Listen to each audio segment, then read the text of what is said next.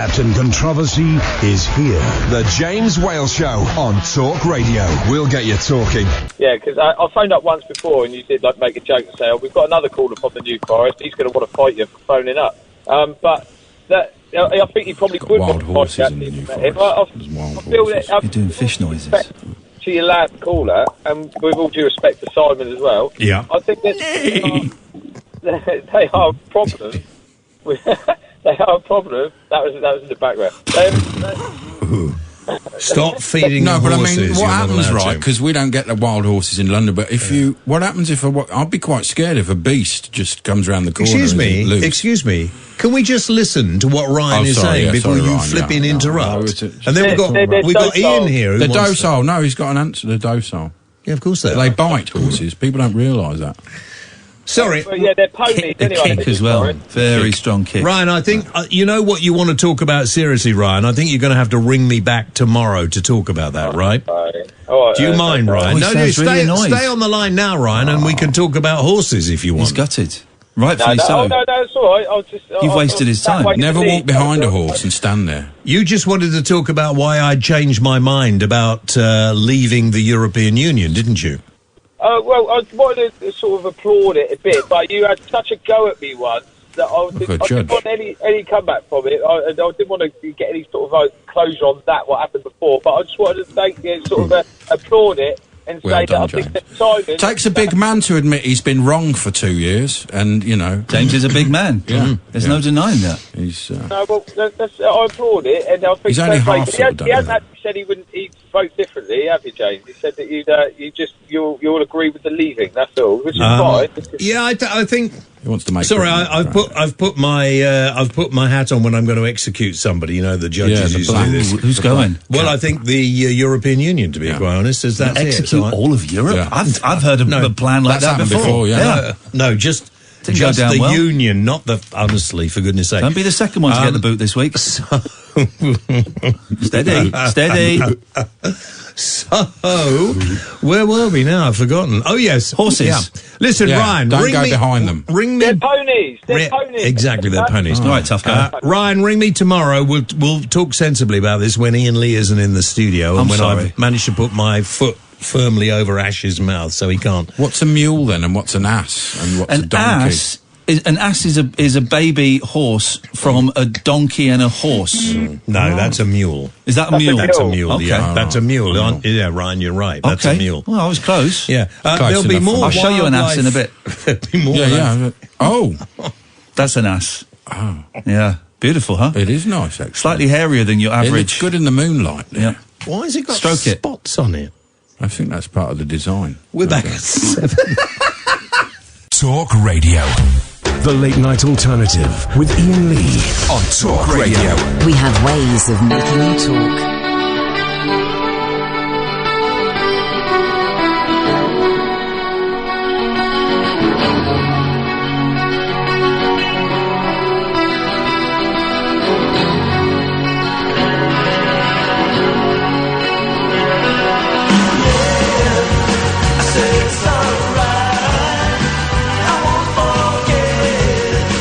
All the times I waited patiently for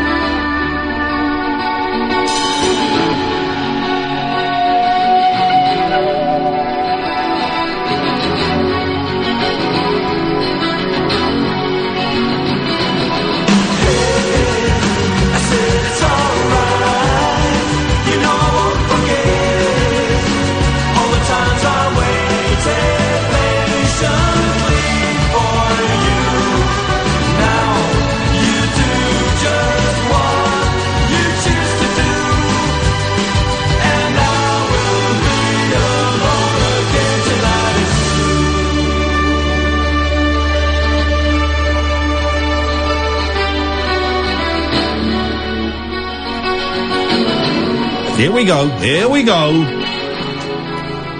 It's nice to start off with a little bit of The Damned. I mean, they're doing an Arthur Lee and love song or a Brian McLean and love song, and I like their version, but their phrasing is ever so slightly off from what it should be, in my humble opinion, and that annoys me. As a love purist, I hear that and I get frustrated because they're emphasising the wrong syllables in the wrong places, and it annoys me. But ordinary people will just think it's quite good. No. Those people don't count. We got the lead guitarist from Love coming in a couple of weeks, and I'm going to get his views on that, and I bet he'll be as furious as I am. It's the late night alternative. Iain Lee, Catherine Boyle is there. Word. Nettie Baker's back. Hello. How you doing? You all right? Yes, good, thank you. Nice to see you. We have to do the shorthand because we're going to sell you 2 dozen books tonight. Yes, we're going to please. sell 2 dozen books. She's here with a second. Well, it's not your second book, but it's kind of second in the series. More Tales of a Rock Star's Daughter. I've just tweeted the link, and you can't get it on Amazon yet. Why can't you get it on Amazon? Well, yet? because if you go straight to Amazon, you don't make any money. You make like 10p a book. This is the thing. So if you want to, like writing just normal books is like you may as well. Well, if you worked in a shop, you would earn more money. Yeah. So to actually get some money for it, if you keep it online for 6 months, then you actually get a little bit of money. It's true. Here's the thing as well, because I got a tiny little record label, and we put some records out, and we always kind of point people to where the cheapest place is to get them, because we sell the records to the stores for exactly the same price. So whatever price they're selling it for, it's their profit. And Amazon will just they'll put on crazy prices. So we always say, look, try and avoid Amazon if you can, because they just make their own. It's all algorithms. It's just like my dad's book, that I wrote 10 years ago, and it's still in print, Hellraiser. And because that's 60-40 from him and I, because I was ghostwriter. And so I'm keeping it going. And recently the royalties came in. So I don't know, you get 12.5% now of the book when it's just in normal on Amazon. I sold 413 books. Do you know how much I got from that? Go on, 28 pence. 50 quid. 50 quid. That's ridiculous. And you just think, oh, thanks, guys. But I need millions of people to buy it, please. Well, listen, she's honest. I love the honesty. But that is ridiculous. And the high street's dead. That ain't never coming back, guys, I'm afraid. And everyone's going, but Amazon's so convenient. So, but people don't get, the people that are selling the stuff don't get the money. No, exactly. What's his name? Joe Bezos. Joe Bezos. Okay, yeah. Is it? I don't know. Joe Bezos gets all the money to fund his extravagant, multi-femaled lifestyle, and I think it's outrageous. So give us the name. Give us the name of the website. I've tweeted it, and then it's Wymer, so it's WYMER UK, and they've got all sorts of music books there, punk books, rock books, and everything. And we've got another big cream picture book, but you can get all our books in one place there as well. They've got them stocked. Can I give you a little tip? Don't plug other bands' books. Well, I'm just saying, plug yours I and didn't creams. say who they were. Good. But I said they can go there and have a look. Well done. More Tales of a Rock Star's yours Daughter. Is better. Yeah, mine is much better. We should say the shorthand is, of course, that you are the daughter of Ginger Baker. Yep. Very naughty rock and roll star. He wouldn't say that. He thinks he's very, very good. James Whale was in as you were coming in. They went, oh yeah, I know Ginger Baker, very good drummer. I think that's a slight understatement, to be honest. Very good drummer. When did you last speak to your dad? Well, I know he's in hospital at the moment. Oh, is he not well? Yeah, no, he's not well at the moment. Oh, yeah. But we don't really have a lot talking to him because we have some sort of family issues going on at the moment. You strike me as the kind of family that would have issues. We have a lot, yes. Having read your first book and half of the second book, I'm only halfway through this. Yeah, it's what's interesting about this one in particular. Well, I'm fuzzing a little bit. I don't know why. What's interesting? 0344 499 1000. By the way, if you want to just phone up for a chat, if you want to phone up and talk to Nettie, you're very, very welcome to. He'll answer anything within reason. Come on, mate. I've read your books. Yes, okay. And this is what I like about it. And you're going to speak to Alan Caddick in a minute. This is what I like about it. Ginger Baker's not really mentioned in it. There's a bit where you've got to tell me off air there's a drug addict whose dad is a famous television personality. Oh, yeah. Don't say it on air. No, I won't. But I want you to let me know off air. Yes. And then one of your mates goes, oh, yeah, Nettie's... Sorry? What are you doing the voice for, mate? Because I've got the voices in my head. Is that an accurate... Well, Seamus. Well, okay, all right.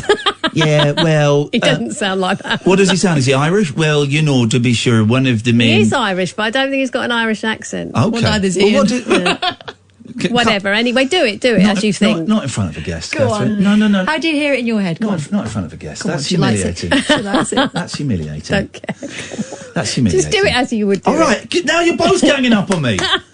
Yeah, right, so they're talking about this guy whose dad's famous, and we're going to find out who it is. And then Seamus goes, yeah, well, you know Nettie's dad, yeah, he's famous as well, yeah. And that's about that's one of the few references to Ginger in the entire book. And I love it. It's not a criticism. It's great. It's a book about, I think it's sort of 23, 24, 25, and 24, 25, 26, because it's your 26th birthday's in there. It's just the story of a young woman finding her identity in an ever-changing world and getting off with loads of lads. Yes, mate. Yeah, get in.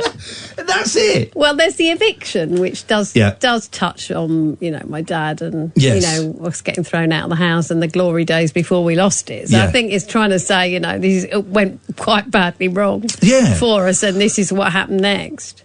You become a proper punk in this. I do. Kath, have a look at the, when I say proper punk... there's a nude picture. There, look, proper punk. Yeah, look at that with the undercut and everything. And she looks so decent now. And that's the thing, though, because all the I'm quite old now. Well, I was going to say, but all the punks were all lovely and generally very softly spoken and quite shy, and but because they look so, it's an aggressive look, a big pink Mohican and stuff. Well, it sort of isn't really, though, is it? I mean, because you have to ponce about with a hairdryer and hairspray, and you've all got so much makeup on. I mean, I can't see how anyone really thought that was aggressive. And as I say in the book, we are getting attacked all the time. There's a couple of bits by all the nice casuals in their Pringle jumpers. There's a couple of bits where people are getting kicked in. One of your mates gets kicked in, and you go, "Oi, stop it!" Which is great. I do. Well, not great that there's violence. Describe your technique for getting your mohawk. There was. It seemed quite a lengthy... it was. I mean, unbelievable. Well, you wash it and... Well, first of all, you have to, comb it out, and then you get all the lumps of old hairspray on the comb, and then you have to put soap in it and then dry it, and then you get the crimpers out, and then you hairspray it section by section and crimp it, and it's all smoking, and the crimpers are stuck with hairspray, and it's all spizzing, and then you just keep drying it with hairspray and setting it with a hairdryer on and on and on. It takes ages. God, I've heard of people using glue and sugar and all sorts. We didn't use. People I knew, most of them didn't use. Some used sugar water, but we used soap, and we mainly used the biggest cans of hairspray. I bet it's not gorgeous, but highly flammable. We were. Well, in fact, twice in the book, I have my Mohican set on fire. Oh, I've not got there yet. Yeah. There's a couple of incidents where that happened. I got to ask now. Let's just jump forward a bit. Are you courting? I'm not coming on to you, by the way. This is not the thing. But are you? Because the whole themes of your book. Yeah. You pick the wrong men. You pick the wrong men that treat you like dirt, men that treat you badly. Well, there's an afterword there which sort of lets you know about a few little things that happened. Okay. But one of my partners, basically, but they die a lot. One of my partners that worked out quite well that died, and he used to say to me, "Bloody hell, the men you picked," and then he said to me, "I don't know what that says about me." You pick... I'm not very good at it. You go for older men, you go for younger lads. Normally. You go for... younger these days. Yes. You go for drunks. And druggies. I do tend to And people that don't even like you. Well, I do tend to go for people that are sort of a bit mentally unstable. I seem to like that. And I was out with someone not that long ago. I won't say who it is because he's quite a nice guy. But a friend of mine said to me, "You do realise he's completely mad?" And I was like, "Is it? I didn't know." You don't spot it? I don't. I make them feel sort of at home. I prefer that. Yeah. I just like people like that. Yeah. 0344 499 1000. We're going to take some calls in a minute. We've got Alan Caddick, we've got Rainbow George, who's going to ask you to pass on a song to your dad, no doubt. This is Rainbow George's modus operandi, is to get other people to do work for him. So that's going to be happening. We're talking to Nettie Baker about her book, More Tales of a Rock Star's Daughter. I've just tweeted the link. We'll get a pen and paper, because we'll give it out again just before 11 o'clock, because it's not on Amazon yet, because we want Nettie to earn a few quid out of it. Yeah. This is the Late Night Alternative on Talk Radio. Take a trip into the alternate reality of late night radio. I think I'm in something like The Matrix, and so are you. The Late Night Alternative. Hello. With Iain Lee. Is there anybody out there? On Talk Radio. Hello. New studios, Nettie, and there's a few technicals. There's like a little pause before the show kicks in. That's the computer out there, brand new, $25 million studio, and it still doesn't work properly. But, I tell you what should work. If you put your headphones on, we are going to enter the murky world of Mr. Alan Caddick. Good evening, Alan. Hi, boss. Hello, Alan. Do you remember you spoke to Nettie before? Briefly. Yeah. Well, for good reason, probably. But That's all right, mate. You still got to speak to her. I mentioned you to her when I saw you calling in. She went, "Oh, I remember him. Yeah. I spoke to him before." She said, "Briefly, thank God." So, Alan, now listen. By the way, if people just want to phone in and chat to the show normally, you're very welcome. 0344 499 1000. We'll call you back. Thank you, Alan. That's true. I kind of like the idea of our guests just being part of the show, and the show kind of carries on around them as well as we talk to them about their stuff. But also, if you've got a question for Nettie, if you want to ask about her dad, if you want to ask about her books, anything like that, 0344 499 1000. As Alan rightly said, we call you back. Alan, what would you like to say tonight? Well, I want to talk about my mum, because she's had some physio today. Oh, okay, fantastic, right. Ever had We're physio? in the background. Shut up. Ever had physio, Nettie? I have, yes. Okay, well then we're in. We got a conversation. This is great. Okay, this is radio. Away you go, Alan. Well, she's had the physio come in today because she's not been too well. Aye. As you know, Iain. I do know, and I filled Nettie in all about it. I sent her a very long email last week telling her all about your mum's poorly condition. Yeah, she's done very well today. She got up from her chair, got outside the front door. I walked up the path up to one of the neighbours. There you go. That's success. And did you retrieve her, or is she still there? No, she came back to the house on her own. Wow. The long-term aim is to go from the house to the garage store. Well, the longer-term aim should be to go from the house, go to Tesco's, get your tea, bring it back, and cook it for you, Alan. Tesco's is all the way in Quinton. Yeah, well, make her walk! The nearest shop to it is Asda Bar Deal. Forget Asda. Make her walk to Tesco. Get the good stuff. You deserve it, Alan. Well, I've been using Asda for the last 10 years. Okay, well, you've been doing the Asda. It sounds like a confession to robbery. And I've got one more thing. Yes? Can we touch the dump button? No, we're not doing the dump button. The dump button's like... I tell you what we'll do, Alan. If you... Now, Nettie's dad was in a very famous band called Cream, amongst others, but the very famous band called Cream. If you can sing me a Cream song, I will press the dump button. I don't know Cream, because I've never heard of them. Oh, you have.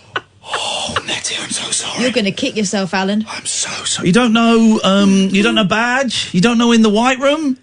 No. Well, okay, well, that's your chance to use the dump button. It's gone. Well, I'll have to go on YouTube and have a look at their videos. Go and have a look at their pop videos, and if you call back before 11 o'clock, we'll let you do one, okay? Okay. Thank you, Alan. Bye-bye. There we go. There we go. Fantastic. Oh, if you like that, we've got some treats coming up. 0344 499 1000. I just thought it'd be nice. The show should kind of, yeah, we have to put up with them. So do you, if you want to sell your bloody book. Fine with me. This is a really short period of time. It's like 2 or 3 years, isn't it? Yes, 2 years, really. Yeah, just over 2 years. I think. Well, how do you... I've asked you this before. How do you have it in such detail? Well, on the Thursday, we went to the Moscow Arms, or whatever, and then we went, but that was boring, and so we went to this other pub, and then there was, these 3 people were there, and when we went back to her house, we went back to Peg's house for a party, but then we got kicked out at 3 a.m, but I managed to snog this. The detail is making it sound really tedious. No. Well, here's the thing. Being young is tedious. Isn't being young boring? I wasn't really that young though, was I? I meant the others around you. Yes, I know. No, it's obviously it's slightly better written. Dating the young. Hello, would you like a sweetie? It's significantly better written than I may have just given you credit for. But the detail is incredible. Yeah. Diaries, I'm guessing. It is, and it's very close to them actually. Yeah. When I read the actual diaries, I'm like, oh, it's almost the same as, obviously slightly edited, but so have you got a big stack of diaries then? Yeah. And were you? Because I tried with diary. Would you ever keep a diary, Kath? I used to, yeah. How old? 12. Oh, I thought it was good. I found it a couple of years ago. They're funny though, aren't they? They really hang on, why have you not brought it in? I did bring it in. Did we read it out on Three Counties? Oh, well, not yet. Who cares about that? Bring it here. It had pictures as well of people doing faces. Like, she looked at me like, It's when you can draw. Bring it in, and I won't laugh at you, which is very noble of me, because when I brought in the songs I'd written as a 15, 16, 23-year-old man, I was mocked and laughed at. You wrote one to Lucy Speed, the actress Lucy Speed. She played Natalie in EastEnders. And Danny Baker's mum in Danny Baker's mum. Yeah. All right, so Lucy Speed, You're All I Need. That was one of my favourites. Oh, that's really nice. Thank you. Now, because she's a poet. She's a poet, and she we recognise each other's talent. We're connected by our pineal glands. She wouldn't laugh at an artist. She would if she heard the rest of them. Right. Next time you come in, I laugh at some on my own. Actually, next time you come in, I'm going to bring in some of my songs. Yes, do. Maybe we can sing or something. If there's any way of getting them to your dad, that would be awesome. Did you have a lot of that of saying? If there's any way of getting this to your on the dad. fan page and stuff. Really? I haven't at that time in my life. And when I did a book reading the other night in town, and one gang member came along. Oh, well, really? And he was like, some of the others were going to come, they were away, but one of them turned up. I was really pleased.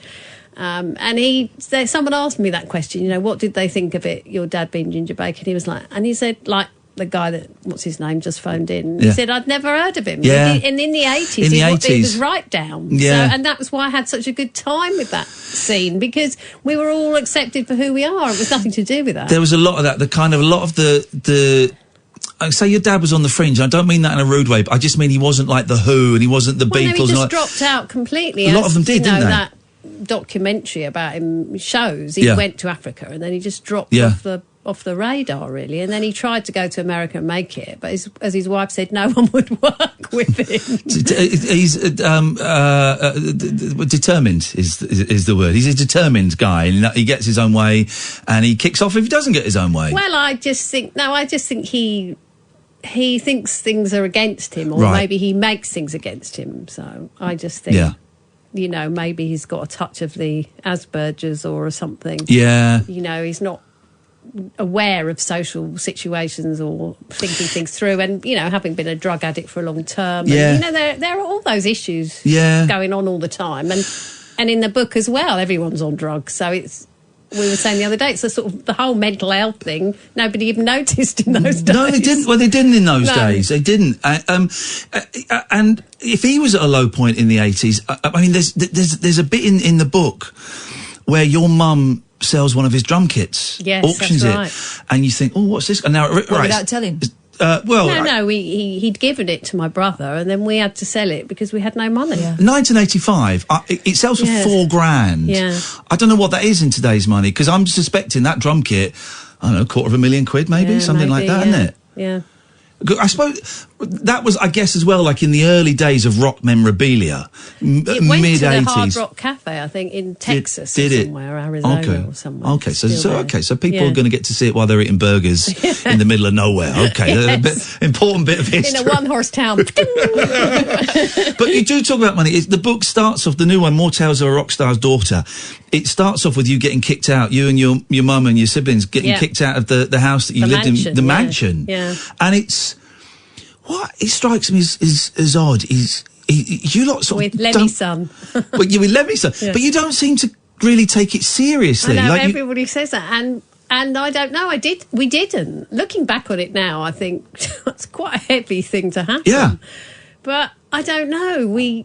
Everybody said that to me. We just sort of carried on as though nothing was happening. You got served notice. Well, it was my mum, so it was nothing to do with, like I was saying, for us, we didn't have any idea what was going on in their financial life. You know, we're just children, really, although I was an adult then. But, you know, you don't know what's going on in someone else's financial things. So we didn't really realise how serious it was. And they tried to evict us the year before, which is in the first book, and we'd all just got back in again. And then, they came and we were out. But my mum never did anything about it. She just didn't do anything. But, you know, she had mental issues as well. Yeah, you being married to my dad couldn't make them worse. Well, she was divorced by then. But they've both troubled people, very much emotionally troubled. And it impacted badly on us, but...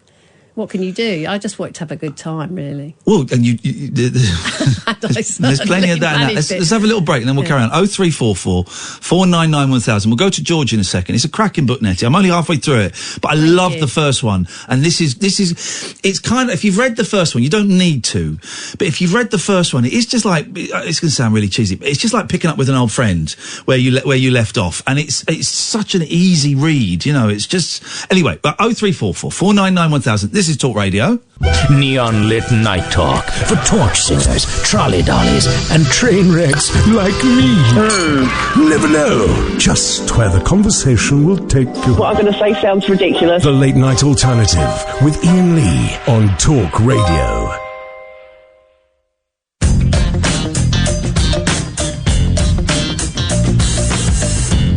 There it is. 0344 499 1000. We'll take a call from Rainbow George. I kind of feel I know where this is going to go. I should say I have a bet with Rainbow George. Like, this is a genuine bet. He was friends with Peter Cook. There's a chance he might have met your dad, actually. Did you ever meet Ginger Baker, George? No. Okay. Okay, well, he did. But I have a bet with... He's met a lot of rock stars. Name 3 rock stars you've met, George. Ian Dury was a friend. Yep. And, rock stars, Ronnie Wood. Yep. Ronnie Wood and my old friend, the Eurovision singer. Ronnie Carroll. Ronnie Carroll doesn't count. Okay. Good Richard. Good Richard. Sandy Shaw. But I've got a bet with him, a genuine bet. He is convinced that the song he has written the words for, he wants other people to do the music, will win the Eurovision Song Contest next year. And if it doesn't, he's going to... How much are you going to pay me, George, if it doesn't win, when it doesn't win? £2,020. That was the bet you offered me, and I accepted it. Yes, I am quids in. This is going to be great. Do you want to talk to Nettie, or do you just want to chat generally? No, I do want to talk to Nettie. Does Pete Brown appear in your writings at all? No, he doesn't appear in mine, but he does appear in my dad's book Hellraiser. Pete Brown, who's Pete? He does appear in BBC 4 iPlayer, Beware of Mr. Baker. Who is that on the iPlayer? Yeah, you can still find some of that. Kath, you've got to watch it. Yeah. I need to watch it. I've not seen it for a few years. Yeah. Some film. Pete Brown. Well, I mean, my mum liked him and is fine, but my dad obviously did Who was Pete Brown? Who's Pete Brown? He's the one that sort of got in with the writing some Cream lyrics. And gets money with Jack Bruce that Eric and my dad don't get. Oh, yeah. So, we sat next to one another at school. Oh, right, yeah. Right, hang on a minute. Fine guys. George went to school with Pete Brown, Brian Epstein. Who else did you go to school with? I'm getting very suspicious about this school, George. No, there's different schools. Brian Epstein was a Jewish boarding school called Beaconsfield. Because I looked him up on Wikipedia, and he went to loads of different schools. I was probably at school with him at some point. Mm-hmm, yeah. Who went to loads of... Brian Epstein. I probably did. I'm nearly old enough now. This is what I like. So we've got someone who's laughing at the pathetic things I'm saying, Catherine. Watch and learn. Panicking, that's why. Panicking. Yes, my panicking laugh. Look at those nails, they're two-tone. That's amazing. She's got the most amazing nails, George. Have you ever done your nails? I'd be pleased you said that. I've never done my nails. I wish it was... because... I wish it was more acceptable for men to wear nail varnish. I'll do your nails for you. Because I would do it. Yeah. I would do it, but I would be nervous. Well, they did in our day, in the days of the book, yeah. You talk about in your book, there's a lot of... men in makeup. Men in makeup, a little bit of cross-dressing going on. Yeah, great. Yeah. I'm all for it. Okay, fine. Well, I'm going to do it then. I'm going to do my nails and I'm going to cross-dress. That's what we're going to do, George, okay? I've added one line to the lyric. It's going to be appearing on a postcard that advertises our Betty and Betty. Yeah, and don't be spending money on advertising. You need £2,000 times a lot. No, I say Iain is going to be very happy to lose this bet. Okay, very surprised. It's part of a story that's unfolding, and I think it's going to involve Iain and Kath and James Well and Howard Hughes. Howard Hughes? Not that Howard Hughes. Oh. We got a presenter on the station called Howard Hughes. Right. So how far on are you now with giving your song into the panel that will have to choose it? No, I'm busy circulating the song lyric. A line has been added. Give us the new line. I feel that's what you're hinting at. Yes. It's flow with the glow. Let's put on a show. That comes very early on in the lyric. It's a triple rhymer. Flow with the glow. Let's go. Let's go with the show. Let's put on a show. Let's put on a show and glow and flow. I like that. Let's flow. Let's flow. Let's glow. Let's we're flow off to with the show. Glow, let's put on a show. Let's glow. Let's flow. It's time for the show. It's a great line. I like it. Oh, good. Yeah. And other people like it too, and it is quite exciting for me. You want to get it into the admin office though, quick, because it ain't going to happen otherwise. There's got to be a cut-off point. Yeah, there has to be a cut-off point. I say it, and any country can pick up on it. But every country will have a cut-off point. You don't just send them a letter and they go, yeah, all right, this one will do. They're going to choose. Yeah, so you've got to do it soon, mate. No, it's going to... Also, you're really old. I'm really old. Yeah, so you want to make sure, you want to make sure that just in case anything happens is what I'm saying. Wow, are you threatening him? No, it's not a threat. It's not a threat of me, it's a threat from God. No, it's the postcard. Nettie, what do you think of Donald Trump? Oh, sorry. I've never heard of him. Did you go to school with Donald Trump, George? No. No? OK, thanks very much for your call. 0344 499 1000 is the telephone number if you want to give us a call. You're very welcome to. Let's go with the flow and put on the show, man. There's a flow that's glowing. We're having a showing. That's what we're doing. There's a nice picture. A little bit of Suzzy going on there. Whoa. Little bit of Suzzy going on there. Yeah. Little bit of Suzzy going on there. Is that you had fun? You're having fun? I had fun, yes. But there feels like an element of aimlessness. Yes, because there's sort of no direction really at all. But I think that's a very much Thatcher time for the young of those days. Was we didn't really have the direction. Yeah. You know, that no future thing, which was earlier than that. But we related to that. But. Work is a 4-letter word. Yes, yeah. Well, it still is really. I'm not very good at earning money because I can only do rubbish jobs like in a pub or in a shop, and then I get really pissed off with it after a while. Yeah.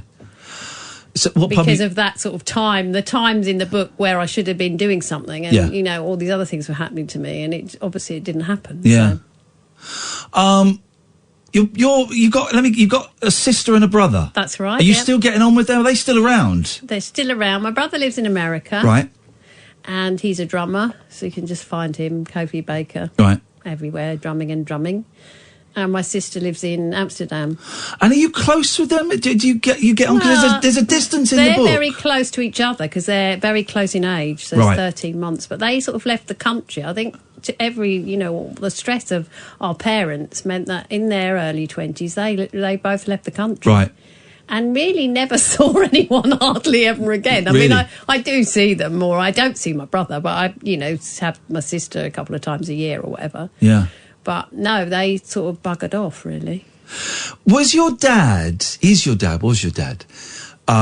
still around, Was he aware of his talent? Was he? It goes either one or two ways. Was he an arrogant, rock star that knew he was one of the best? Because he's one of the best drummers in the world. Or was he? Did he always think I can do better than that? I'm not quite where I want to be. No, I think I mean, my early recollections, or like in the early, when we first moved to the big house, it was just like, I am the greatest drummer in the world. Wow, okay. And he said that a lot, and he got all the awards to prove it. Yeah. So, but he really did think that, yes. And would he look at like Keith Moon and John Bonham and go, nah? I mean, the documentary shows that he was before them, and as Stuart Copeland said, they all looked up to him. Yeah. And everyone gets annoyed when he slags off John Bonham and that. But I mean, they were his mates. They used to go out drinking with him, and they were his friends. But they looked up to him, and he was the one that they followed. So, and they couldn't read music, and they couldn't compose, and they couldn't arrange, and that's the difference that people fail to understand. Well, also he wasn't a rock drummer. He was jazz. He was African. No, he was everything. Yeah, he could do everything. Yeah. Just happened to be that. Even if you listen to Cream, it's not really rock. Before there was rock, and he sort of invented that. Yeah. Which people say. I mean, I don't really care, but I mean, I'm just saying because I have to keep the legacy going, and that's what I do with all the social media, the website. And all that. That's all me. Because it's important, the legacy for the future, I think. Yeah. And so then I have to know something about it. I don't really care. Is it weird? I would find it weird. My dad's passed, and we didn't really get on for a lot of his life. But I would find it weird that every interview I did was like, this is a great book, but tell me about your dad. Or, on Twitter, tell me about, can you get this message to your dad? Tell me, I would find it really weird, and I'd find it confusing for my personality. Well, you get used to it if you're brought up with it. Right. From day one. From your earliest memory, you get used to it. Yeah. And, and then obviously the books are a chance for me to show that hey, I'm the greatest in the world at my own thing. Yeah, you know what I mean? So, I wanted people to say, read it, and then they're saying that it is good. And I think, right, good. So I'm now able to go out and say to everyone, hello, buy this, but it is good. Yeah. Not so because, I just want to make some money, really. But, but if you want to give someone something, it's got to entertain them. It's got to make them laugh. And that's what I wanted to do. I didn't want to bore them to death. It is good. I mean, you are a good writer. And you were telling me before that the new book, More Tales of a Rock Star's Daughter, has had some good reviews already. Yeah, it's only just come out. It has, yeah. It's been out a couple of weeks. Right, okay. So people are getting it now, reading it. And it's a quick read as well, so. Oh, thank God for that. I hate those long books. It's in big print, so you can read it easily. I hate those long books. We'll have a quick break, then we'll come back. We've got Nettie Baker, her new book, More Tales of a Rock Star's Daughter. I'm going to retweet the link. And before 11, have a pen and paper, because we're going to give you the website to go to get it, because it's not on Amazon yet. 0344 499 1000 is the telephone number if you want to give us a call. This is the Late Night Alternative on Talk Radio. Late night conversation worth losing sleep over. The Late Night Alternative with Iain. No, I've dumped it. I wasn't on. I've dumped it. No, excellent timing. Because you haven't sworn once. You haven't, no, and it wasn't your fault. You didn't know we were going on. I should have warned you, but I thought we've had such a relaxed chat. She won't swear, and it's quite interesting what you're saying. Literally, as soon as that red light comes on, boom goes an F-bomb. My fault. It didn't go out. Don't you worry. We're talking about the cover. That's what we were talking about, and it's a great picture of you in all your punk pomposity with the dog-collared spike chain, the earrings, the amazing eyes, the 2 fingers up, and you were saying that there was a bit of upset about the cover from some quarters. No, because they very kindly, Universal always do a nice piece for me, Paul Sexton, and they put it on the Cream page, and I thought, well, you know what the hippies are going to say about that, and they were like, oh my God, she's as ugly as her dad. And, go and get your teeth fixed. No. And, they went absolutely, it's like, just read the thing before you call back. It's just like, did we do punk for a reason, or what was the point of it? Really? Yeah. Hello, did you get it? Obviously they don't, because they're all in their 70s. And also, I would have thought that there was... Pete Townsend got punk. He got it. He acknowledged it. I would have thought that there would have been, between the Cream and punk, there's got to be some... no, because people asked me as well the other day, they said, what did your dad think? Well, obviously in the book it says I was absolutely horrified. I thought it was terrible. But, of course, when he went to work in 1986 for John Lydon on the Pill album, he didn't tell us. Right. Because he knew we were punks. So he kept it quiet. I didn't find out out for years. Well, this is the bit where there's a bit in there where you say he's gone off somewhere, and so your sister has to go and look after the horses. That's right. And you didn't know for years he was working on Rise. No. Because he knew we were punks, so he didn't tell us on purpose. That's Dad for you. That's cruel. Yes. That's a cruel trick. And he also, it just shows him, I don't like them, I'll take the money. Right, yeah, well... I mean, he says that he never met John Lydon, but when we met John Lydon, and in John Lydon's book, he says they did meet. Yeah. And I know who I believe. We've had John on the show, and I think he enjoyed it. He's great, because we didn't mention punk. We had to really kind of... It was the anniversary, maybe the 40th anniversary of punk, I don't remember. Yeah, he had a box set out, didn't he? And we really had to say to his PR, look, don't want to talk about the Pistols. Got no interest in that. I want to know what he does now. I want to know what John Lydon does now, living in LA. What is his life like? I said, we're not going to mention the P word. He brought the Pistols up himself. Yeah. He said, well, when I was in the Pistols. He sounds like an old dame, but he's such a sweetheart, isn't he? And I was, I believe everything I see on TV, so I was terrified. We only had him on the phone. I was terrified. Yeah. I was terrified of Johnny Rotten. And he had him on the phone. He was like an old pantomime Dane. He's slightly camp, this old gruff voice. He was lovely. Well, I mean, I've got him on the back of the picture. It's a great picture. When we met him last year, my daughter and I. It's a great picture, isn't it? Yeah. And I knew because he's in the film. He's in the Beware of Mr. Baker film. Jay got him to sort of like introduce it. So I thought, that means he likes my dad. So if I meet him, he might be nice to me. And he said to me, I'm scared of your dad. And I thought, this is my hero. The two people that I've met in my life that have meant something to me, and the two most wonderful people I've met in my life are, you'll laugh, go on, Elton John and John Lydon. There you go. Those are my two, the greatest in my book. Have you seen Rocket Man yet? Yes. Is it good? I like it, but that's another one that all the people that are in the entertainment industry have fainted because they're not in it, or they've done something wrong, or he's been nasty about his mother, or it's done like a musical. Yeah. And it's very much, he's telling you it's very emotional. I liked it and I'm such a fan. Elton can do no wrong in my eyes. I thought it was good. Well, hang on a second. Elton can do no wrong. Sacrifice, that for me, that was a wrong. No, some later ones maybe I didn't like. I think you might even agree as well. But I mean, the early stuff, and with Elton and Bernie. I mean, he's great. You can't knock him, right? But it's very camp, and we're going to go and see it. We need to go and see it next week. I really want to go and see it. It's great. Directed by Dexter Fletcher, who's coming on the show. I really liked it. I enjoyed it. Good. That fills me with hope. I have... The music people aren't happy at all. Screw those losers. And also Elton John, he don't care, does he? He don't care what they think. He's Elton John. No, well, I wasn't in it. It's like, and I was always at Eric's house. I wasn't in his film. And my daughter said, we used to live near, we were Elton John's neighbours, and they used to ride their horses past. And she said, well, I rode my pony going up the drive's not in the film. I have, and I'll tell you off air how, but I've met Elton John a couple of times. The first time it was at Fate, and I was looking at the bouncy castle, and there was a bloke sat behind me on the bench, and I went, excuse me, mate, do you know who's doing the bouncy castle? It was Elton John sat there, and he just went, I've got no idea. It might be that fella over there. Chat with Elton John about a bouncy castle. Well, there you go. You don't get that. I got a picture of I had that when I was working for Ian McKellen at the Grapes in Limehouse in 2016, and then he'd come in and talk to me about the chairs in the restaurant. I used to think Gandalf's talking about chairs. It was really weird. Ian McKellen, because he was ever so my 7-year-old is not so much now, but is really into George Ezra. You know, the singer. Yes. And Ian McKellen's in a George Ezra video. It's very funny in the video. It's a really funny video, actually. And we were driving. The boys live in Windsor, and Ian McKellen's been doing a one-man show, and we drove past the theatre, and my 7-year-old went, "Oh, look, there's Sir Ian McKellen doing a show." I was going, "What? How do you know about him?" He's in a George Ezra video. And he knew about Sir Ian McKellen, and he loved him. He thought he was great. Can I go? I said, well, probably not going to be appropriate for a 7-year-old, but let's. But yeah, he was thrilled to see Sir Ian McKellen.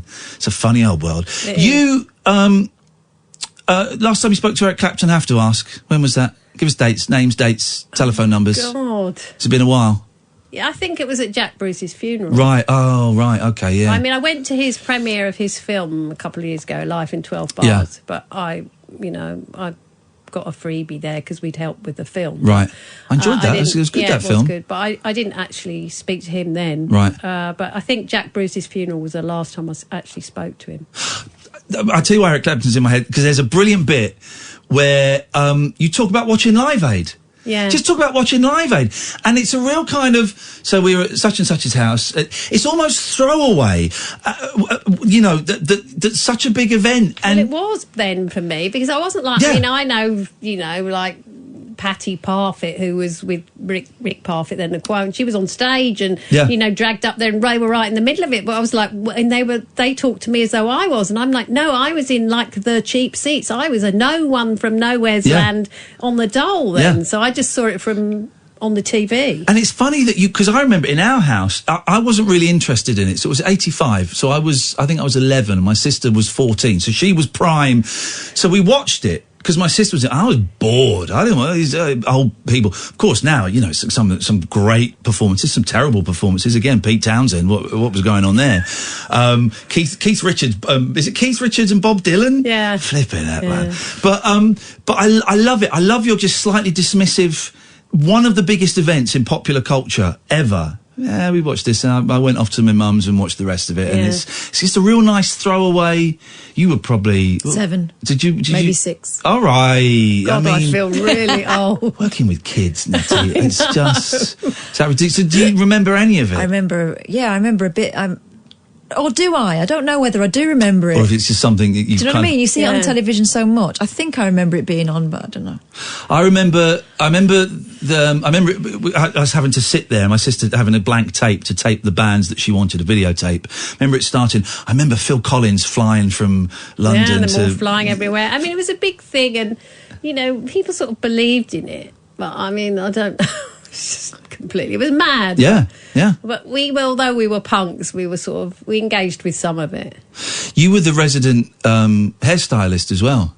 Well, I did do quite a bit of hairstyling for people. I still do. Do you still do it? I do. You're not still doing the shaving? No, but I do dye my daughter's hair for her, yes. There's a great picture. Oh, it's your daughter on the back? Yes. How old is she? She's going to be 27 at the end of this month now. What's she up to? Is she having fun? She's not. Does she read this and go, "Oh, Mum, geez, please don't put that out"? No, she likes it. Does she? Yeah. I bet it's a great thing to have. What, cool mum? Yeah. No, well, I don't know, and neither do your kids. My mum is cool. But just to have. My mum's not very well. Her memory's terrible. I would love to have this much detail about what my mum did. All the lovely bits, all the embarrassing bits, all the mucky bits. I'd love it. And I'm thinking of making a little film with my mum, but most of that stuff is lost. It's gone now. No one will ever know it. And so it must be a treasure. Well, I think she knew some of it, but I mean, we are like mates anyway, so we do discuss that sort of thing quite a lot. It's good. The book is More Tales of a Rock Star's Daughter. Now, you can't get it on Amazon yet, so I'm going to give you the website. I've got the website here in front of me. So it's www. I don't need to say that. We're saying that for Grandad. Wymer UK. WYMERUK.co.uk. WYMERUK.co.uk. I've tweeted it a couple of times. I will tweet it a few more times. So what are you doing next? Is there? Well, this is great. Because you're doing 2 years at a time now. You can get another, 30 books out of this. Now. Is this done? You finished? Yeah, I can't go on with it because... Then it gets really dirty. Things go... No, it's just like people would get divorced and lots of people wouldn't speak to me and it just wouldn't work. Let's give it 20 years. Yeah, well, perhaps when everyone's... Yeah. And a lot of people in that book have died, and which is... I sort of wrote it really to keep their memories alive in a lot of ways. The ones that are alive, you say someone from the gang turned up at an event the other day. Yeah. Have the others, are they cool with it? Because you mentioned in the book that there's one person who got annoyed with you because you wrote a piece about them graffitiing. I don't know. He's sort of an entrepreneur that's sort of off around the world somewhere, and they've tried to contact him. But I mean, I think he would be fine about it now. That was earlier. But he told you off because you'd written a piece in a local paper. He didn't tell me off, but he apparently thought it might upset his mother or something. That he was a graffiti artist, and she named him and got all embarrassed. But then again, I don't want my parents knowing I used to smoke. I know. I'm 42 nearly. They don't listen to this. No, they certainly don't. So, but everyone else is cool with it. Have people got in touch that you've not spoken to for a long time? With the first book, I had a couple of people, and then with this book, many of them I know. A lot of people have read it. Read some of it earlier. Some of the people in it knew and were like, "Yeah, publish it, put it." And then there are a couple of people that I don't like that I've sort of tried to distance myself from them because they know and they just well, I just don't like them, and we all agreed we didn't like them, so I just said I didn't like them. I mean, you know, if you don't like someone... Yeah, exactly. And they try and be your friend, and I just thought, I've never liked you. Yeah. So there were a couple of people in here who I think might think, oh dear. They haven't said it, but most people hide. Like with their first book, all the hippies have hidden. I know them. They haven't like blocked me on Facebook or anything, but they haven't said anything. They've said nothing. And that, like from the first book, the Bell, he has sort of said something, but he's never said I'm sorry or said anything about it. Dennis has never ever. All the people that know him, I think that because he's Saint Dennis, that obviously I've done something wrong. Yeah. But they haven't said they've all. And then in this book, there are people I've said you're in it, you're in it. Like it's often their girlfriends have like barred them from saying. I think their girlfriends have said, that's it, you're not speaking to that woman. I don't know, but basically they haven't... A lot of people are happy and think it's great, and they started crying, and also someone that committed suicide, her sister, was really pleased, saying, you know, it's fantastic you've written about her. And other people that have died, people from the first book, someone's husband died, and she said, he often talked about that, and it was really important to him. Thank you so much for putting it in. So, that's good. In the main, it's been pretty nice. You should do a podcast. A lot of people have been saying that. You should do a podcast, because I could listen to you for... You're coming in again, but even if you've not got another book, you're welcome any time. I love just hanging out with you, because you're very glamorous. And also, I could just listen to you for ages. Come in one night and we won't mention Dad. We just come in and help do the show one night. But you should do a podcast, because I would listen to that. Yeah, it'd be brilliant. I would listen to that. Yeah, people have been saying that sort of thing a lot to me recently, but... Because I'm doing a lot of radio and stuff like that. Yeah. So. If you ever want any help with a podcast, we'll come and do it for you. Free. We'll come and do it. We'll help you out for free, because we think you're fab. Right, let's get this. Let's go and buy now, guys, because we're going to do the news. Nettie Baker, More Tales of a Rock Star's Daughter. If you go to Wymer UK, WYMERUK.co.uk, it's the only place you can get it from. I'm going to retweet it another time so you can get it. So lovely to see you. Lovely to see you. Best of luck. Thank you very much. Thank you both. We've got another 2 hours. Felt like I was coming to the end of the show. We got another 2 hours of this rubbish. You're going nowhere. This is the Late Night Alternative on Talk Radio. Talk Radio. The Late Night Alternative with Iain Lee on Talk Radio. We have ways of making you talk.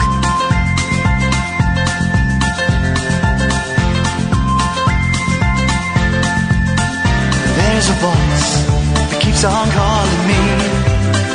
Down the road, that's where I'll always be. Every stop I make a new friend. Can't stay for long, just turn around and I'm gone again. Maybe tomorrow I'll wanna settle down. Until tomorrow I'll just keep moving on. Down this road that never seems to end.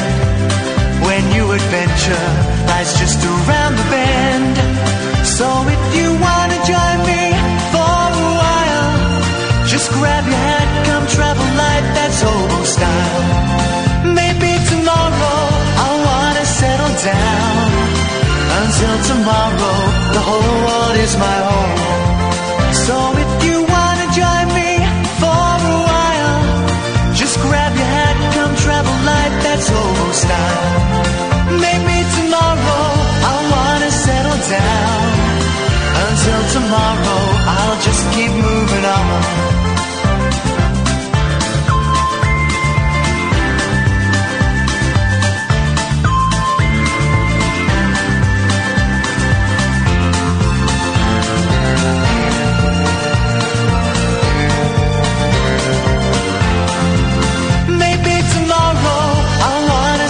Down. Until tomorrow, I'll just keep moving on. There's a world that's waiting to unfold, a brand new tale no one has ever told. We've journeyed far, but you know it won't be long. We're almost there and we paid our fare with a hobo song. Maybe tomorrow I'll wanna settle down. Here we go. I'll just keep moving on. So if you wanna join me for a while, just grab my sack, come take my bag, and I'll grow my balls. Maybe tomorrow I'll find what I call home. Until tomorrow, you know I'm free to roll. Ba-dum, ba-dum, ba-dum, ba-dum, ba-dum.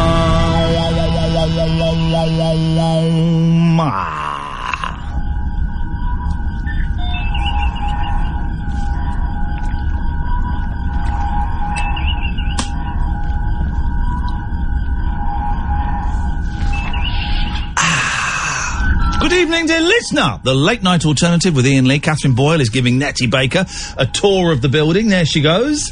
If you want to give us a call, the switchboard is absolutely empty. 03444991000 is the telephone number. If you want to give us a call, it costs you pennies because you know what?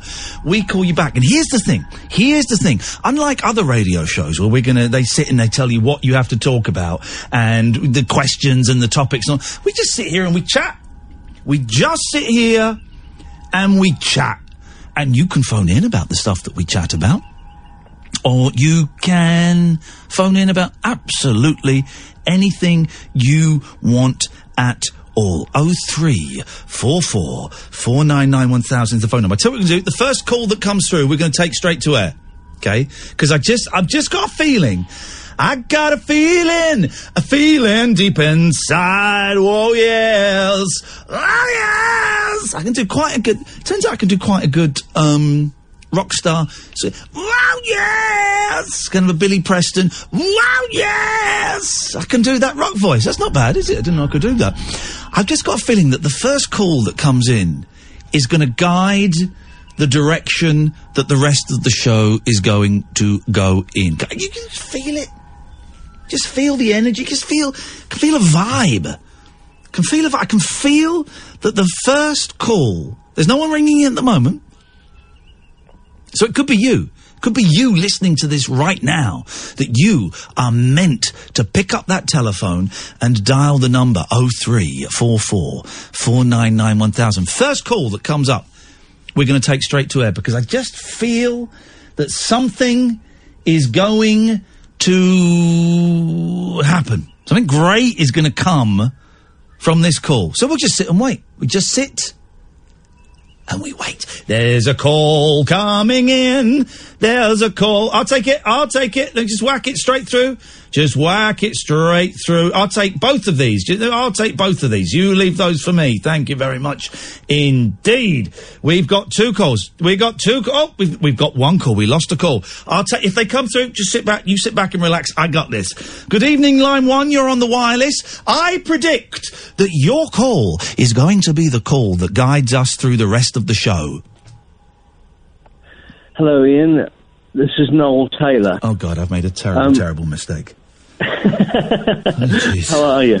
No, that's the wrong start, isn't it? Yeah. Yep. I've invented an RUC, a rook. A rock. And now, what it is? Yes. What is it? What is it? It stands for Returnable Universal Container. Now you've told us about this before. It's very similar.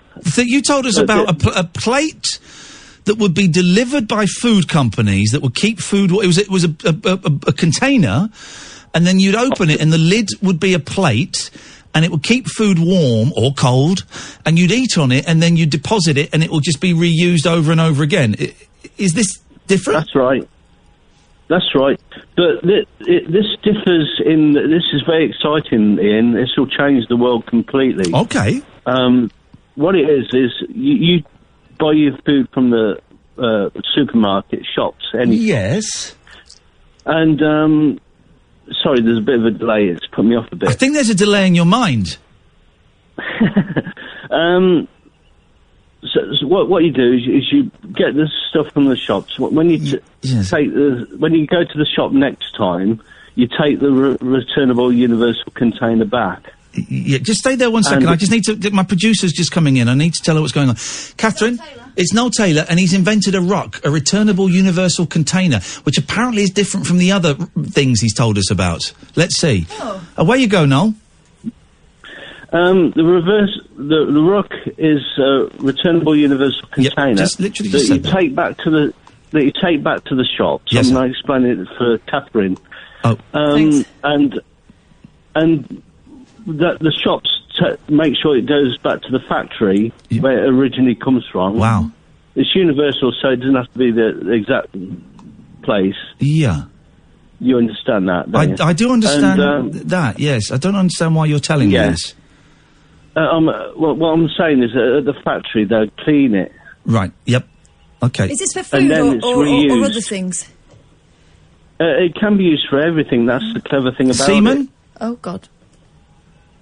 You name it, Ian. You did. I think the I don't name my semen. That would be weird. Would you call it Dave? Yeah. Here, have some Dave. Don't name me. You've got to keep it. Yeah. The only thing, Ian, that I think is difficult to clean out is things with oil in it, crude oil. Oily semen. You'd have to use Crude semen. Okay, let's get off the semen. Crude. Funny you saying that. Crude oil is oil that swears a lot. Good one. You have to use Swarfiga to clean it out. Yeah, you Swarfiga. You do. Swarfiga. Okay, no, that's great. So I was wrong about that. I thought that the first call straight to air would guide us for the next 2 hours. I was wrong. So we're gonna take another call straight to air. Not you, George. You've been on. I've been on. Yes. Do you not remember? I do remember. We don't give double bubble. You know that. Well, I just want. And I know that you had. We don't give double bubble, and I know that you had 20 minutes on Andre's show on Friday when me and Catherine weren't here. Girlfriend. That was good. Yeah, for you it was. Not for the listeners. Thank you very much. Maybe we'll speak later in the week. Good evening, line 2. I just feel that you are going to be the guiding light that takes us to 1 o'clock. What have you got for us, line 2? Hello? There we go. No brains. Hello, line 2. You're on the air. Is this me? Unfortunately, it is, but it won't be for much longer. Oh, okay. Well, my name's Paul Johncock. I've got a book that I wrote years and years ago. You always write about your this is Paul the Meditator. Yes. You're sounding very upbeat. Not about meditation specifically. This is before. But it's got very tiny writing in it. Tiny writing? Yes, by me. Oh. I wrote it years ago. And it starts off where the other one finishes. Well, okay, what's it called? It hasn't got a name yet. I like that. I haven't called it a name. Don't call it anything. Don't call it anything. Why do we insist on lumbering books with titles? Well, it's so you can go into a shop and ask for it. No.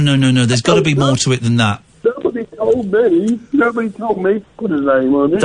Don't you title it. Leave the cover blank. Don't put your name on it. Don't put any identifying features on there whatsoever. Yeah? Yes, I know. It's just a book.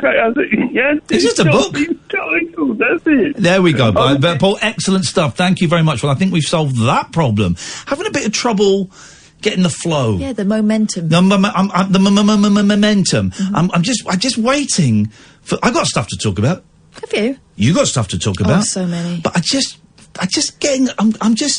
I'm really, as you know, Catherine, I'm really getting into the spirit world, but the positive side. After our dark adventures with the doll, by the way, I still got the squits. This is over a week now. I've been tweeted by someone who's also got the squits. There we go. So over a week later, I've still got an upset tummy. Catherine accidentally saw one of my stools. That was no accident. Okay, and she agreed it looked abnormal. My God. So it was like you can hear my stomach growling. You hear my growler. Colour-wise, it was like a baby's poo. Thank you. Very sandy. Very pure. But you can hear my growler. Probably if you were listening to the interview with Nettie with headphones on. I wondered whether that was you. It was me growling. I was growling away. I didn't want to say, Nettie, can I hear your growler? No. But so I apologise for that.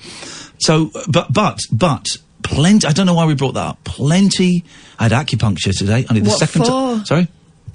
A lady asked if she could give it to me, and I was topless on her bed, and I thought, I can't really say no now. I can't really say, no, I think it's a load of balls. Ian, you can always say no. No. I couldn't say no, so I had some acupuncture. And do you know what? I think it might have helped. I felt like my liver sink inside my body.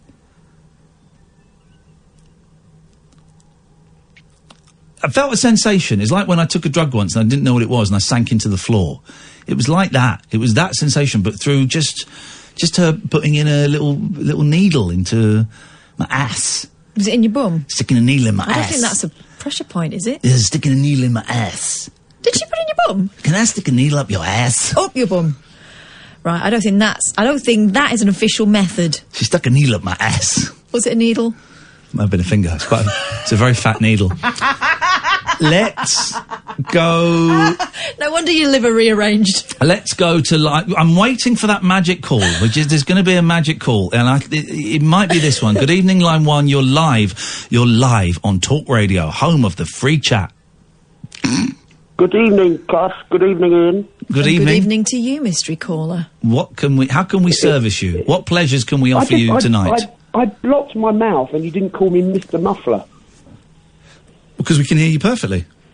That's not your name either, it's Muffled Ray.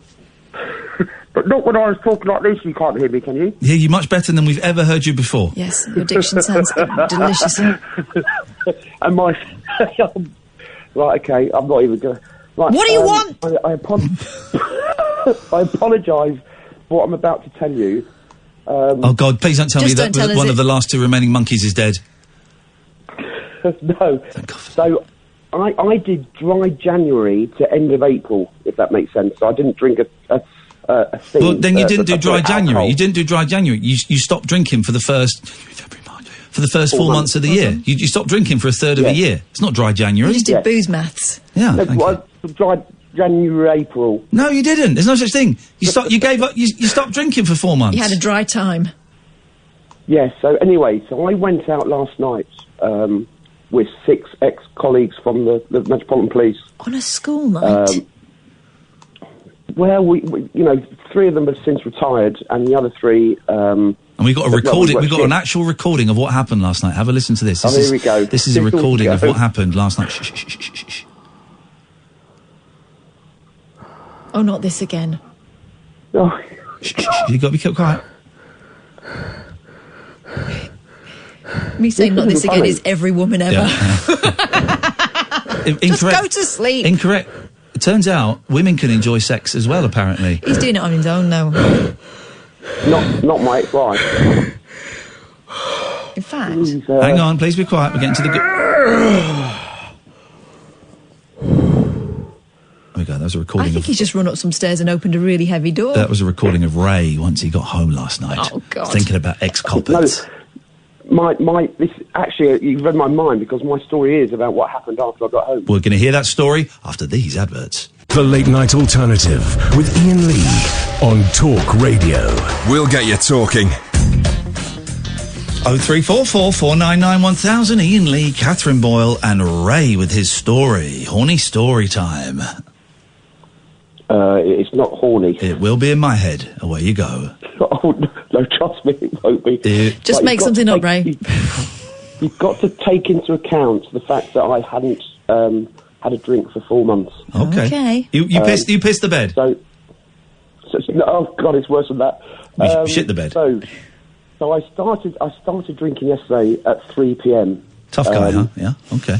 And we were in the pub till midnight, so 9 hours of drinking Heineken. So Heineken. Very well. Oh wow, gosh, classy. Okay, right, Heineken. Yes, okay, I see. I understand. Well, you've got to remember, we're all police officers. Not classy in one little bit. No. Yeah. So I managed to get myself home, but by the time I came through my front door, it was nearing 1 o'clock, and I sat down on the sofa and then just crashed out, fell asleep. And then I had this lovely dream that was quite warm. And so I woke up thinking, what's that stuff underneath me? And I realised that I was weeing on the sofa. So I got up thinking, you idiot, what kind of idiot are you? I'm 50 years of age. What kind of idiot would do such a thing like that, Raymondo? So it gets worse. Yeah. So I managed to go into the living room and went into the corner of the living room to where the toilet is. I haven't got a toilet in the living room. And then I continued to wee over the radiator. Then came to my senses again and thought, right, you've lost the plot. So then I went into the kitchen, opened the grill, and carried on weeing into the grill. From there, I've got a downstairs bathroom because I live in a Victorian cottage. Please tell me you did a dump in the washing machine. No. So then I went into the bathroom, saw the toilet, but thought, well, obviously I'm not going to use the toilet now, and I carried on and finished my wee in the bath. That's fine. The bath is fine. We've all done that. It gets worse. Oh. It gets worse. And then I suddenly realised that I needed a number 2. Oh, no! Yeah, there we go. So I stripped naked, and to my left was the toilet. But I decided to, for whatever reason... Why is it... Just stop there for a second, Ray. Why is he telling us this? Why is he telling us this? This is horrible. I don't want to know this. Go on. All right, let's carry on. Morning. Away you go. I know. So back to this is, so this time I'm in the bath, so I decide to climb in the bath, squat down, and I poo in the bath. I'm very drunk, obviously. Thank you so much for your call, Ray. But is there any more to this horrific... Oh, yeah. Oh, God, yes. So then... You ate it. Made a sandwich. But then didn't bother to wipe and just went straight to bed. Oh, no. Went to bed. God. And woke up this morning about the Turin shroud. No, there was no damage in the bed. Is the Turin shroud named after Alan Turing? Is that where it comes from? Yeah. Is it? Yeah. Okay, that makes sense. Go on, Ray, sorry. Thank you. Well, I wondered, because I always sleep in boxes, so initially I was thinking... You sleep in boxes? Don't sleep in a box. Try a bed. So I think, I need a wee. So I walk down the stairs, and as I get to the bottom of the stairs, I'm thinking, why does my whole house think of wee? And then I'm suddenly thinking, that dream wasn't a dream. Anyway, yeah, so I go into my bathroom. God. And then there's just, the smell is unbelievable. I just can't believe it. Pull back the shower curtain, and it's just there in the middle of the... Oh, okay. I really want to cut you off. I really want to cut you off. You must look like the Pete Bogman this morning. No moisture at all in your body. But do you know what happened then? Oh, God, I've got a rough guess. Please don't tell me you spaffed in the toothpaste tube. Don't tell me that happened. After about half an hour, I found it so funny, I put it on Facebook. Go away, you're a horrible man. And then you rang the radio. It's disgusting. This is why we've got Brexit. This is why we've got Trump over here. We're celebrating heroes. 75th anniversary of one of the most... on the eve of one of the most heroic events ever. This is what we've evolved into. Pervert. Ray. We've evolved into Pervy Ray. Incredible. That's not what... Well, I mean, technically it is what they fought for. The freedom... He was too free, if anything. Yeah, we need to rein in some of those freedoms. 03444 99 1000 is the telephone number. Let's go to Paul. Good evening, Paul. Good evening, Ian. Hey, it's Paul, Rhythmic Paul. No, it's not Paul, it's Paul Innocent. Yes. That'll do. Paul, what can we do for you? So I just wanted to say something to you. No, it's not. Who is this? No, it's different Paul. It sounded like Rhythmic Paul, then it sounded like Paul Innocent. Now it just sounds like... It's other Paul. It's other Paul. I'm a first-time caller. Yes, you are, my friend. Welcome. Welcome, Paul. What can we do for you? We're sorry for confusing with those two losers. That's fine. I want to know what you make of this, right? Because I think you're the perfect example of this. Oh, God. You ready? Here we go. Here we go. Here we go. So, you might be a king, Ian. Here we go. I'm ready. And you might be a I'm ready. I'm ready for the punch to the guts. You might be a king or a little street sweeper. Yeah. But sooner or later, you're going to dance with the Reaper. Yeah. Is that a threat? What is that? I know that song. I know that song. Don't tell me. I know. Do it again. You might be a king or a little street sweeper. I know what that is. Sooner or later, you're going to dance with the Reaper. I know what that is. You know what it is, Catherine. You think about it, you know it. That's a great line, Paul. Thank you. I'd stay there. That's a great line. Is it to do with one of the Goss Boys? No, it's a great line. Because he did write a song, didn't he, about kings? Yeah, he did. And it was about how grateful he was that he wasn't sweeping the road, but those guys are kings. Yeah, yeah. Maybe a king. Oh, that is a... Is it, Club Tropicana drinks are free? Is that how it goes? I tell you... Wham rap. Is it the wham rap? It's not the wham rap. It is a very famous rap. Shall I play it to you? Yeah. Okay, this is it. Our bass player, the Duke of Spoof, the Doctor Shock, man with no tan. Please say hello to Death himself, the Grim Reaper!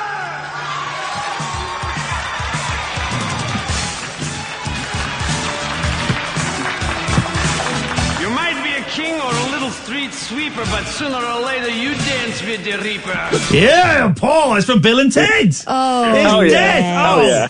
Mate, are you excited about Bill and Ted 3? Very excited. Can we go and see it? Where do you live? I live in the Midlands. Right, let's go and see it together. I gotta say, man, I loved you in I'm a Celebrity, by the way. It's the only reason I ever watched that rubbish. Yeah, mate, I loved you in this phone call, and I was doing I'm a Celebrity for you. Every night when I was asleep, I was thinking of you, Paul. I tolerate both of you. Okay, let's go. How old are you, Paul? 35. Oh, 35. Right. You and me, we're going to go and see Bill and Ted 3 together, and we're gonna have a good... I'm buying the hot dogs.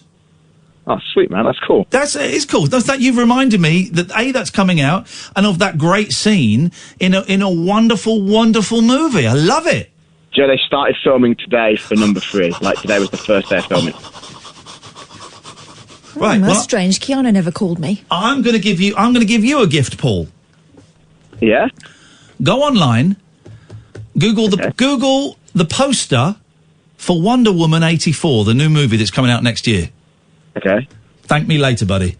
He won't have Okay, time. buddy. Okay. It is a great... Thank you, Paul. What a lovely caller. I enjoyed that first call, and it was superb. Honestly, ladies and gentlemen, the poster for Wonder Woman 84 is out. Wow, have you seen it? Wow. Straight men, gay women, straight women. Everybody talking about pop music. You're gonna. I've never seen such a vision, an image. Beautiful, absolutely beautiful. Wow! Joe has just tweeted. Wow! Tuned into the late night alternative for the first time in donkeys. And some guy's calling in to say he pissed all over his house and then shat in the bath. Can see what I've been missing. Welcome back. We've just been keeping it warm for you. There we go, you see. That's what it's all about. This is Talk Radio. Across the UK, online and on DAB. The Late Night Alternative with Iain Lee on Talk Radio. 0344 499 1000 is the phone number. I tell you what, the show is getting classier and classier and classier. If Ray's call doesn't win us an award, Catherine, I have got no idea what will. There's lots to talk about. I want to talk about Pride Month, bin bag kids. Oh yeah, I saw about the bin bag thing. Yeah, it's a thing. We'll do the bin bags in a minute. Let's go to Nigel. Good morning. No. Good evening. Thank you very much indeed. There we go. I thought I was ringing GMTV, didn't I? You thought you were what? I thought I was ringing GMTV. GMTV? GMTV? What? You thought you were ringing... because you was always on it, I've never been on GMTV. In the morning. No, Good Morning Britain. Oh, yeah. No, I haven't been on that since September of last year. I know, but it's loads of it on YouTube of your recordings. I've been looking at them. There's so many. Yes. You did on the TV. Yes, exactly. And you actually took over the show in the morning as well. I owned the show, Nigel. I made that show. So you haven't done any recently? No, I have decided. Here's what I've decided about Good Morning Britain. I've decided I'm not going to do it. I'm not going to do it anymore until they ask me to do it again, and then I'll do it. But until they ask me to do it again, Nigel, I'm not going to do it. I'm just not going to do it. Keep on waiting. Keep. Make them laugh. Make them laugh. Hang on. I've just had a message through saying there was no driver available. Let me just go and make sure that Nettie's all right. Whoa! What the heck? Okay, you go and sort that out. Did you get on well with Kate Galloway? Yes, I did get on very well with Kate Galloway. I like Kate Galloway a lot. I mentioned to you before that I met her with Mike Devons once, and they were cycling over Headcorn Way. Okay. And, yes. I was cycling with them for a while. Yes. And she had her hair all tied up with a hat on, of course. You couldn't see her long hair. Yes. But that was like 15 years ago now. Okay, wow. So that was quite an experience for me. She's a lovely girl. She was a girl then. She's a woman. She is a grown woman now. Next time I see her, boy, oh boy, I'm going to tell her that the story that you just kind of half told me, but that I couldn't really understand. Yesterday I went to the TV studios, Meridian in Maidstone. Meridian. And there's a show, they were recording a show that, Catchphrase. Oh, yes. Yes. And there's obviously all the people that used to do it years ago, some of them have died, haven't they? There was the man with the white hair, the black comedian with the white hair. The black comedian with the white hair? I don't think He was in the Comedians years ago. Charlie Farley. Charlie Williams. Charlie Williams. Yes, he's dead. He didn't do Catchphrase, did he? Yes, he did. He did, yeah. As well. Right. Dear old Bob Monkhouse. Yes, okay. Well, there. There's so many people did it. There was that tall fellow with a beard that was in that the show that got like I don't know what it was called now. Okay. But, do you know the man I mean that was about 6'3" with a beard? It's you. It's not you. I've got literally no idea what you're talking about now. Well, no, I can't remember the show he was in years ago, but he did it as well. So many people did Catchphrase. Yes. Anyway, so they were recording that there while I was talking to the producers. They're going to call me back. I'm trying to get on TV to maybe sing a song or talk about my music career with the old bands, the dance bands and things. Yeah. So that would be good if I can. They can only say no, can't they? You can, exactly. It doesn't really matter if I say yes or no, but it's only down the road from me. It's only 6 miles to cycle. This is how I choose my jobs, is by how far away from me they are. That's how I like to do these things. All right, Nigel. Well, I rang up to do a song in a minute. Maybe not tonight. Maybe Friday. Why don't you save it for Friday? Save it for Friday, because Friday's party night. Oh, good. Yeah. Okay. All right. Well, listen, give us a call Friday and we'll do the song then. I've got a Wonder Woman, not Wonder Woman, what did you say, was it? Wonder what? What's the girl's name? Wonder Woman. Yeah, Wonder Woman. I've got a doll I bought Christmas. They brought out a special moving parts doll. Okay, well, that's weird. It's a proper realistic thing from the film. It was about £19, very expensive. It's about... But I can't get into that properly. No. Anyway. Okay. All right. So that's a good thing. That's a good thing. Wonder Woman. Okay. All right, Nigel. Well, thank you for that.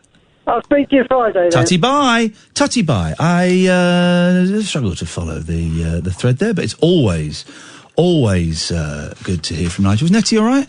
Well, they cancelled on her. Oh. When I left her, it said the cab was arriving. Scumbags. Next time I'm going to stand with her. Yeah, so she's getting on train. She's already on the train station. I said, come back, I'll get you another one. She said, I've buzzed through. Oh, she's cool. She's very cool. That's okay. Well, we know that for future. That's a crappy way to treat our guests. Well, cabs. Yeah. What happened next time? I'll make sure she gets Yes, mate. Oh, well, that's a shame. All right. Yeah. That's a shame. What have you got for us, Catherine? This thing about the vacuum challenge. Oh, yeah, go on. I hadn't seen, because I've not really been on social media an awful lot recently. Experts warn bizarre viral vacuum challenge that sees people sealing their children in bin bags could cause death by strangulation. Yeah, of course. So you sit in a bin bag and then you get sucked off. The air gets sucked out of the bag.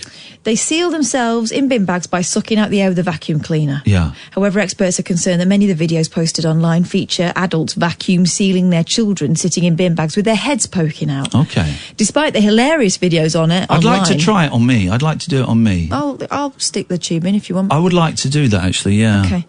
Yahoo News reports it could be a lead to cerebral hypoxia caused by strangulation as the bag tightens around the neck. Well, there is that. You don't hear people calling some things poxy anymore. That poxy cat. That poxy car. Oh, it looks good, doesn't it? Oh, it does look good. As a kid, I'm not saying do it, but it looks good. Let's find out more. Yeah. There's just loads of pictures now that they've nicked off Twitter. A vacuum bed is a frame containing a latex suit which covers the entire head and body, which participants climb into. Air is then removed using a suction pump or vacuum while the person inside breathes. What? Sorry? Breathes through a tube running into the mouth. That's something different, right? That's if you're putting your whole body in there, surely. God. The challenge, which has been tried by social media users from across the globe, sees participants sitting or lying on the floor inside a bin bag, which often reaches up to the neck. The nose of a vacuum is then inserted into the neck of the bag, sucking out all the air and sealing the participant inside. But Yeah, don't put yourself in a plastic bag and cut off your air supply. Good top tip. But also, even if your head is out, you'd suffocate. Because of your pores? No, that's Goldfinger. It would constrict your chest. Your chest would be constricted. You wouldn't be able to breathe. You'd suffocate. Yeah. You'd literally drown of your own saliva. I had to go to the dentist recently, and you know when they're sucking your saliva out of your mouth? Yeah. It's like being waterboarded, isn't it? They don't do it, yeah. They don't do it. That's waterboarding. So a torture has been invented by someone who went to a slack dentist. Obviously, that's exactly what's happened. Mike, you're going to be next. 0344. Sorry? No. Have you finished? I think so. You did an intake of breath to imply you hadn't. Yeah, only because it's just. Okay, so. Yeah. Right. 0344 499 1000. This, dear listener, is Talk Radio. Jacked up jive talk for janitors, jazz cats, and gin-soaked boys and girls. Is that Commando? If you're awake, you're welcome. I've got 5 cactus needles stuck in my... The Late Night Alternative with Iain Lee on Talk Radio. It's chugging along at a fair old rate this evening. We're here every Monday to Friday, 10 till 1. There are 2 tickets left for our London show on the 23rd of June. 2 tickets left, and we won't be releasing any more. Because that is it. That is then at capacity. That's in 100 people. So 2 tickets left. And we've sold 31 tickets for Dorset in July. All right. Of 158, but that's still better. We're into making. We'll probably make more money with those 31 tickets than we did with the show we did in Glasgow. Wow. So that's a bonus. If you want tickets for either of those shows, London, the last 2 tickets for London, 23rd of June, Dorset, the Shaftesbury Arts Centre. It's a lunchtime show on Saturday, the 6th of July, or tickets for our show in Belfast, which is early July, I think, or Bath, which is in September. And these are the last 4 shows we're going to have booked in for a while. We're not doing any more shows until the autumn.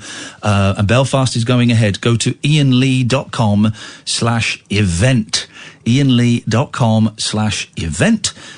And you can get those tickets. Let's go to Mike. Good evening, Mike. Hello. Hello, Mike. Both well? Yeah, no, my stomach is playing up like nobody's business. I can't shake this thing, whatever it is. Of course, now here's the thing. If I'm ill for longer than 3 or 4 days, I think, I've got cancer. And I'm not making light of it. Genuinely, my head goes, maybe it's cancer. So, it's probably not. I don't think cancer would necessarily be giving you stomach gurgles and making you poo a lot. But I'm thinking I've got cancer. It's weird, isn't it? It's weird. I just can't shake this bug, whatever it is. Anyway, Mike, what have you got for us tonight, please? Well, inspired by your streams, I built up a small collection of retro game consoles the past 3 weeks, which I've now put on a lovely new shelving unit in my living room. Beautiful. Well done. You should be proud of yourself. So, I am. I've got about 50 games to play. I've not even turned the PlayStation on yet. Yeah. I was thought, if you wanted to, it's a really rubbish game where if I could let you listen to the sound of the console opening and shutting, you could tell me what console it is. Away you go. 3 that do it. Away you go. Do it. Okay. This is number 1. Hopefully this works. I'm wearing a headset, so I'm going to put the headset down. Headset, scumbags.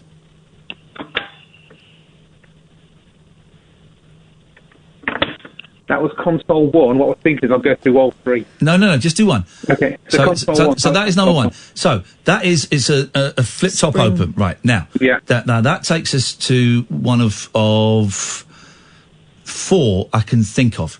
We got the PS1, we've got the Dreamcast, we've got the Sega Saturn, we've got the GameCube. Now, when I heard that distinctive click, I'm going. I want to say my initial thought was GameCube, but Nintendo, you're really good at.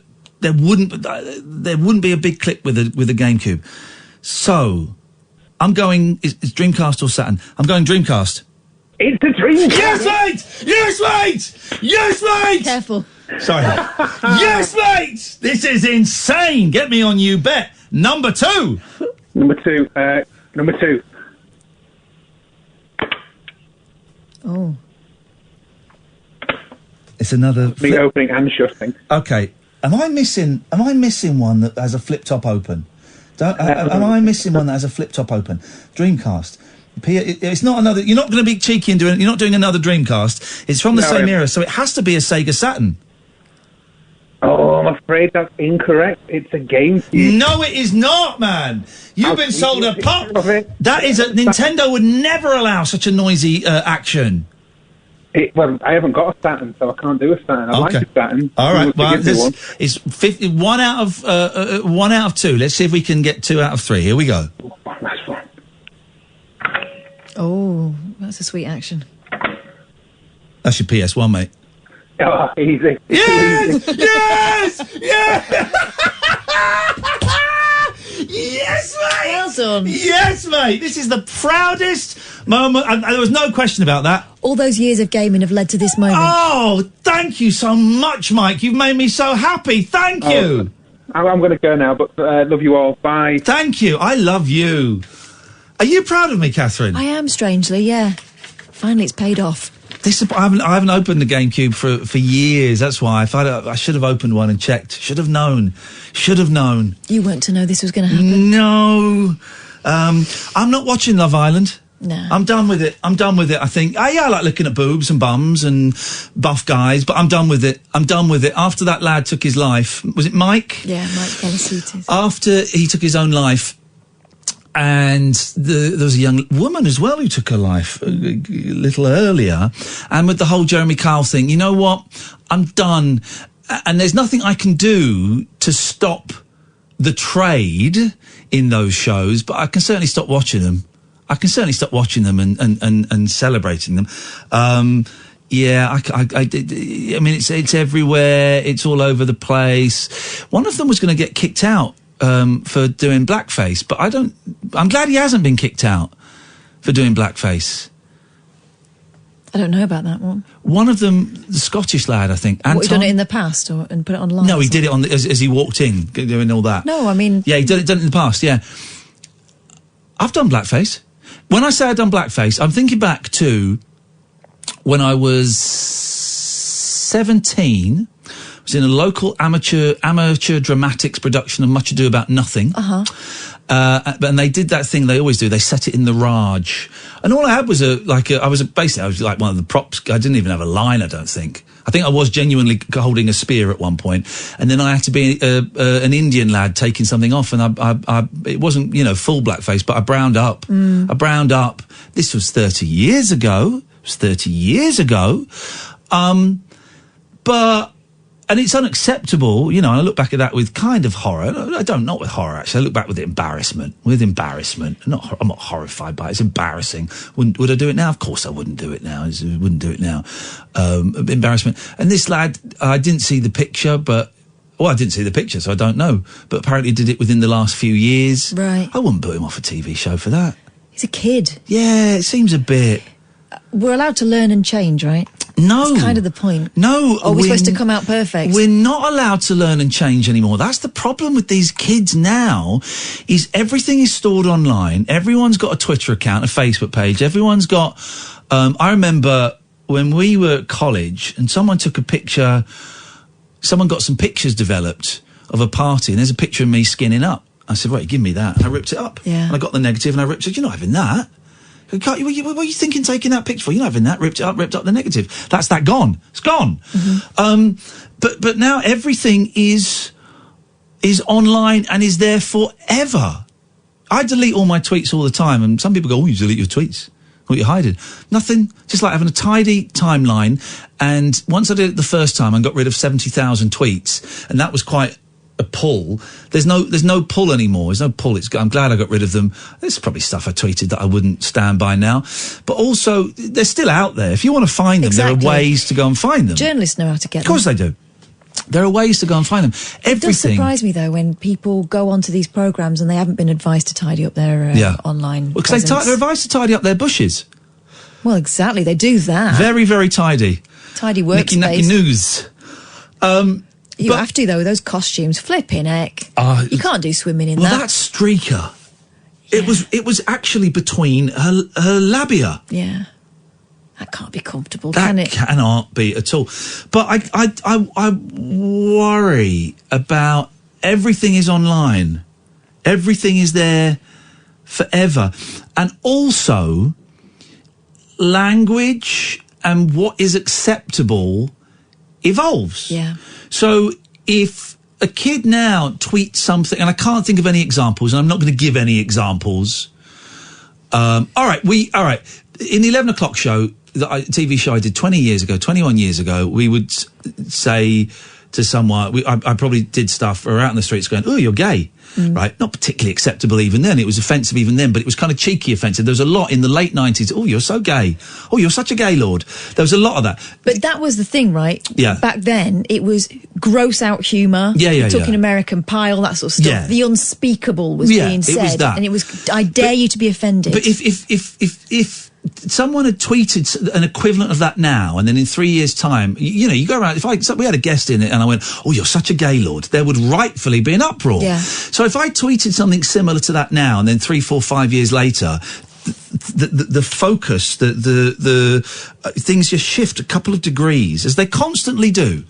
Constantly shift a couple of degrees so that things that were acceptable are no longer acceptable. Although I think we're kind of possibly in the danger of going back the other way, in that we've gone back a little bit in the other way, in that people feel they can be more openly racist than we've been able to for the last 25 years. I'm just being real, mate. Yeah. I'm just being real. Exactly. Then that's your career over. Particularly if you're in broadcasting, or, I mean, God, if a newspaper, The Sun, I was going to say, but if a newspaper were to sift through every episode of the 11 o'clock show, you'd find stuff that would... Of course you would. It's outrageous. It's outrageous. And you go, footage has surfaced of Iain Lee being homophobic. Then there's a whole campaign to get rid of me. Here's what concerns me as well, is that we're bringing up our kids... For the majority of people, we're bringing up our kids to be more open and talk to us more openly than we did in the past. And that is great, and that's progress, right? And to embrace their feelings and to talk about them. I also think that the way some people behave online, people who are in the limelight and are encouraged to behave online, beef, spats, all this kind of stuff, means that kids look at that and go, right, I'm feeling this feeling now, I'm going to put it out there now because I'm being real, right? That stuff's going to come and bite them. That stuff is going to come and buy them. I was talking earlier on about the diary I had from when I was a kid. Oh, yeah. There's stuff in there, a load of old crap. Oh, this is where Yo, We're Wow. We're Wow. We had a big fight, and I said, I wrote you write in your diary stuff to make yourself feel better, right? You're the hero of your own story, and you're probably quite horrible about people because no one's ever going to read it, right? People aren't writing them in their diaries anymore. They're sticking it online. I'm learning to not tweet when I'm angry. It's a thing I've kind of come to this week. I need to stop tweeting when I'm angry, because I always instantly 5, 10, 15 minutes later go, shit, let's delete that. That's not a good look. It feels good the moment you do it, and then as soon as you've pressed send, you start to come down. Yeah. I don't know. Twitter's, I know we talk about this a lot, and I'm more comfortable around Twitter than I was 6 months ago. And it's great for selling this show. It's great for telling you what guests we got. It's great for having a guest like Nettie on and saying, oh, by the way, this is where you can buy the book. Great for plugging the live shows that we do, but it's. But also, you get conned into thinking that Twitter is the world, right? It isn't. Most people aren't on it. Those guys I spoke to yesterday when I went on my motorbike training. Yeah. Love you. Would love this show. Don't have Twitter. Didn't have a clue about it. Yeah. It's like my mum's not on Twitter, and why would she be? Why would she? Yeah, they laughed at me and said, "Are you on Twitter?" Because I said, "Oh, I'll mention the school." No, we're not on Twitter. Don't be daft. It's a funny old world. It's a funny old world.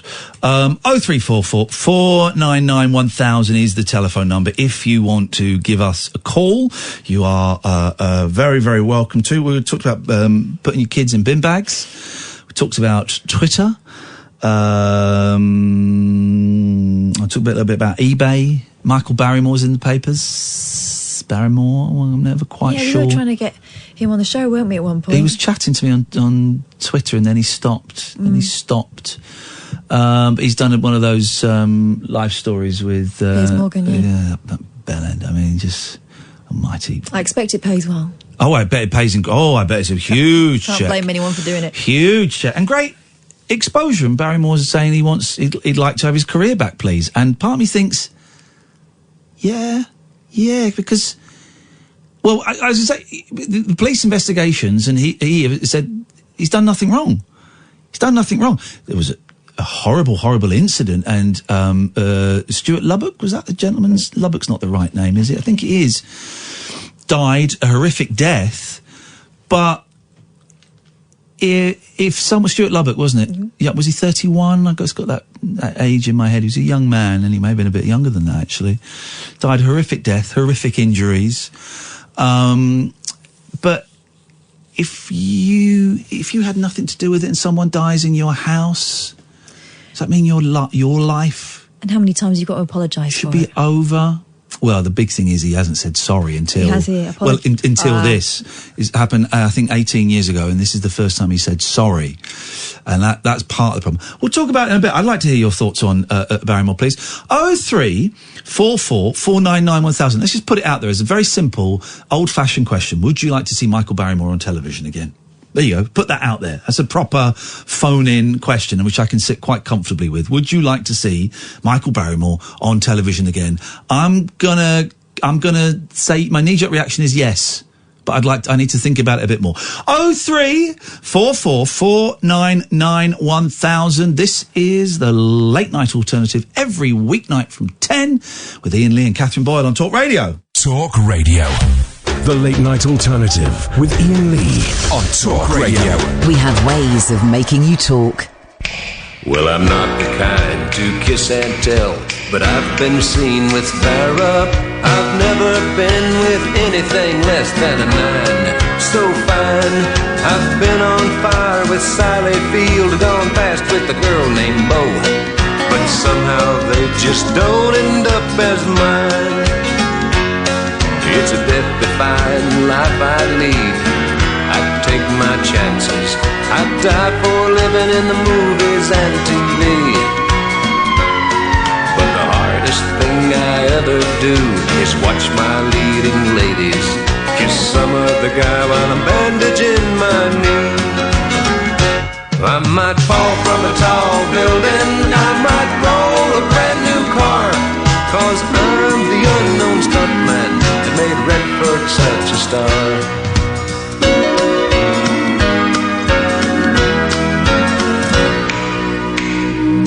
I've never spent much time in school, but I taught ladies plenty.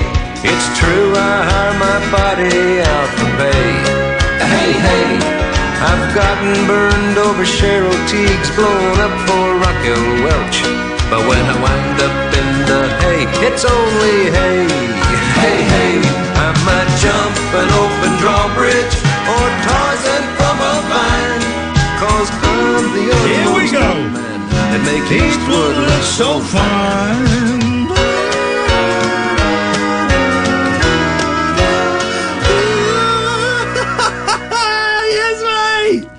Yes, mate. Evening, Catherine. Hello.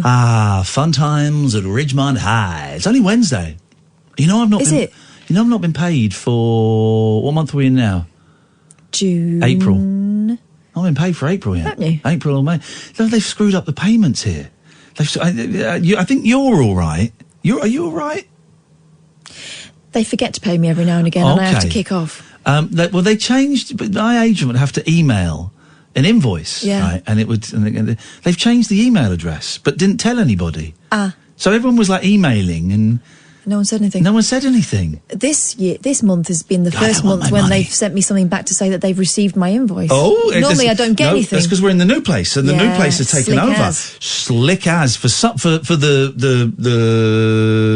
plebs, but for the talent, the cream, which has risen to the top, the cream of the cream, actually, the cream that is so creamy and good that it actually goes to the top of the I don't know. I guess you just call it normal. Would you call it scum that goes on the top? No. What is it that floats along the top? No. This is what we call the creme of the creme of the creme de la creme. The creme de la creme. The off bit that kids don't like. No, it is the cream. The cheese. Okay. Yeah, I'll take that. Even the big cheese, which is like me, we're not getting more like paid. pre-cheese, isn't it?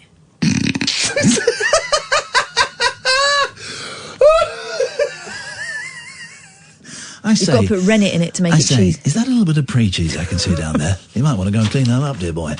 0344 499 1000 is the telephone number if you want to give us a call. We'll talk about Michael Barrymore in a bit, but first of all, let's go to our good friend Mark. Good evening, Mark. Oh, good evening. Hi. You sound surprised, Mark. I found what? Sorry? Are you on speakerphone, Mark? No, I'm holding the phone right next to my ear. Okay, it sounds... Is your ear in the same room as your mouth? Come on, don't say this guy got a big head, is what I'm you're not saying that. Just sound distant. It doesn't sound great, Mark, but we'll see how we get on. What have you got for us? I just wanted to talk about... Have you got the radio on in the background? It's on, but turned down. Turn it off. All right. Thank you very much. Is that better? Is it off? It's off now, yeah. Then it's better. Let's go for it. Go on. Right, okay. Yeah, I was just going to... I just wanted to talk to you about self-harm. Okay. Something that I used to do a long time ago. Is your radio still on? No, it's not. What can I hear in the background then? Telly. Is there anything else on in that room?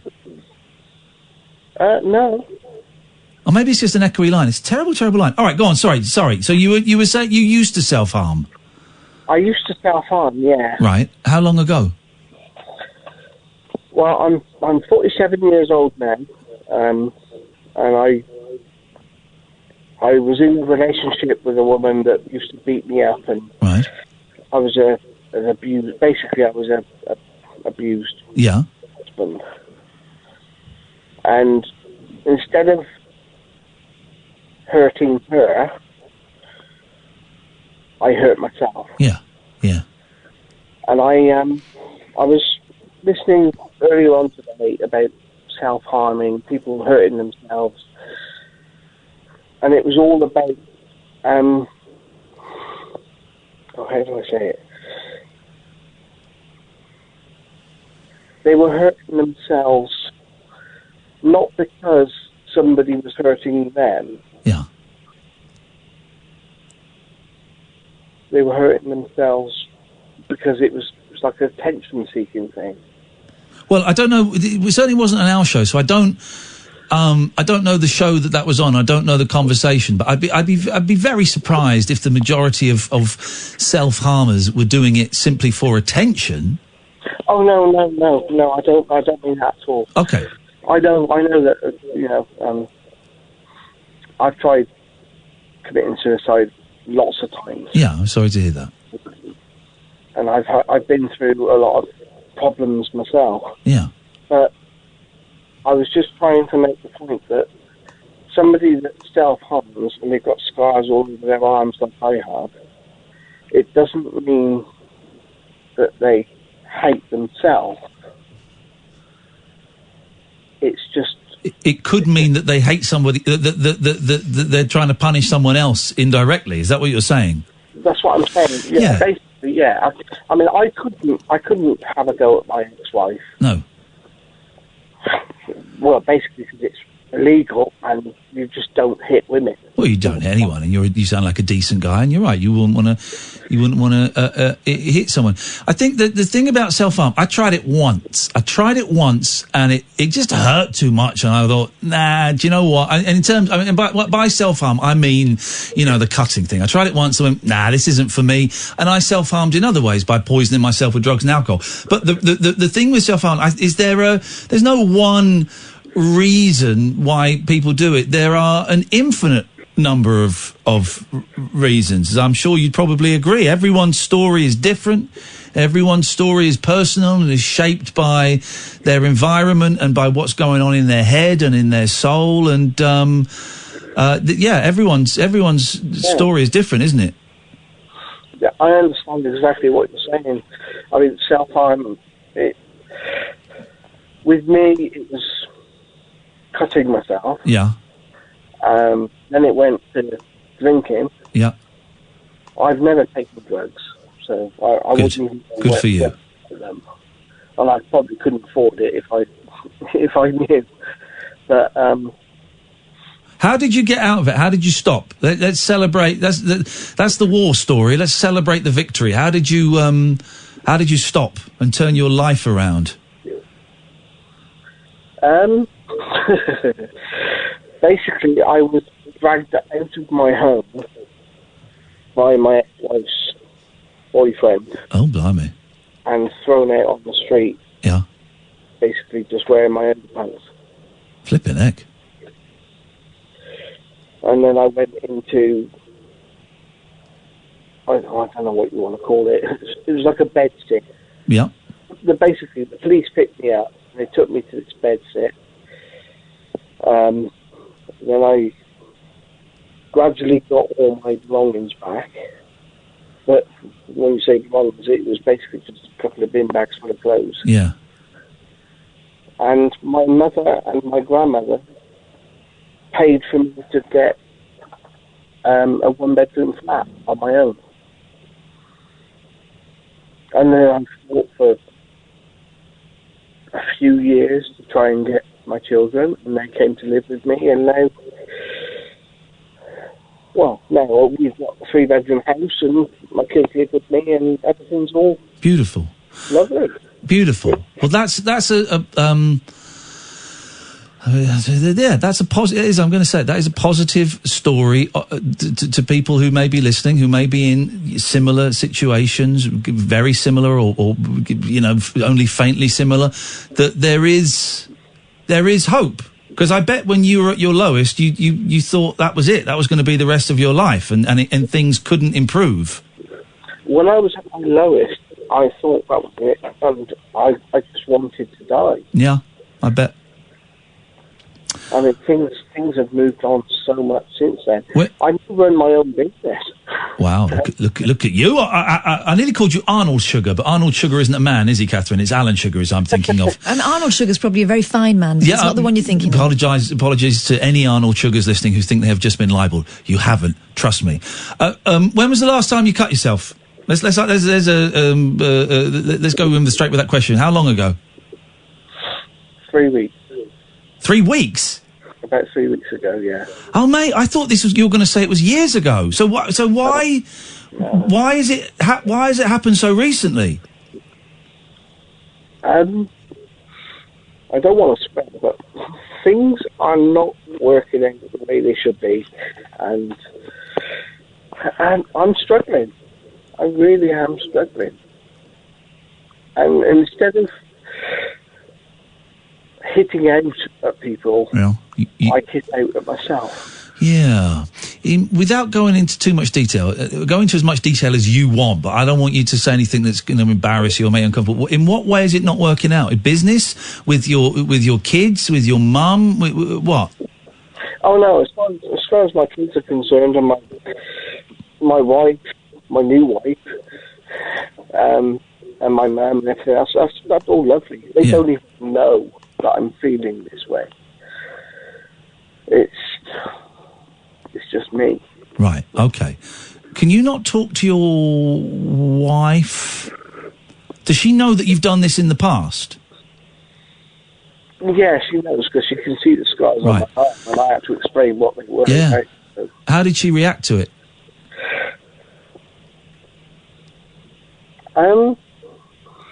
She doesn't really understand, because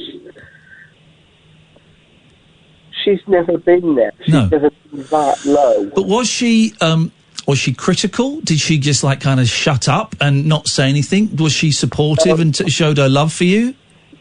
She was supportive, and she did show her love, and she said that if I'd have been around at that time, I'd have done this and I'd have done that. Well, then that's great then. That's great. I would suggest that you tell her that you've done it recently.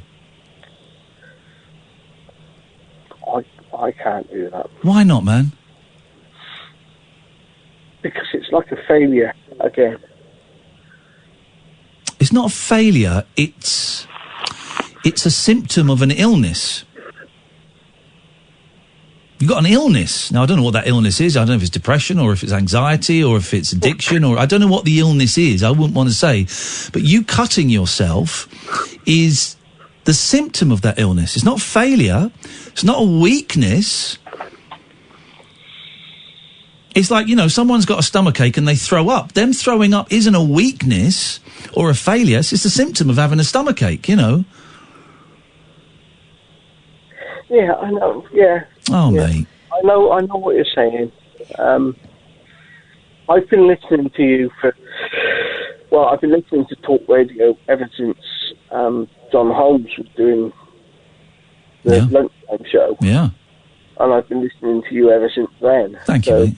I don't know how long that's been. It's too long. It's too long for both of us. It's not healthy for either of us in this relationship. We should take a breather. It's been a long time. And I know you've had problems with depression and anxiety and all that sort of stuff. Yeah. I do take tablets for anxiety and depression, and I'm on mirtazapine and fluoxetine. And have you told your doctor about the cutting? No. Do you think you could? Oh, I'm going to give you a number in a minute. Have you got a pen and paper? Just make sure. We'll talk for a bit longer, but I'm going to give you a number in about 3 minutes. So just make sure you've got a pen and paper next to you, because I want you to write down a number that you're going to be embarrassed when I give it to you. But actually, I think it's Samaritans, yeah. Samaritans, mate. Yes. Yeah, I've spoken to them. How did you find them? Because they're not for everyone. I found them very helpful when I spoke to them. How did you find them? It's okay. It's okay. It's okay. Well, you need somebody to talk to, but they can't give you any. No. They can't give you advice, and they can't tell you what to do.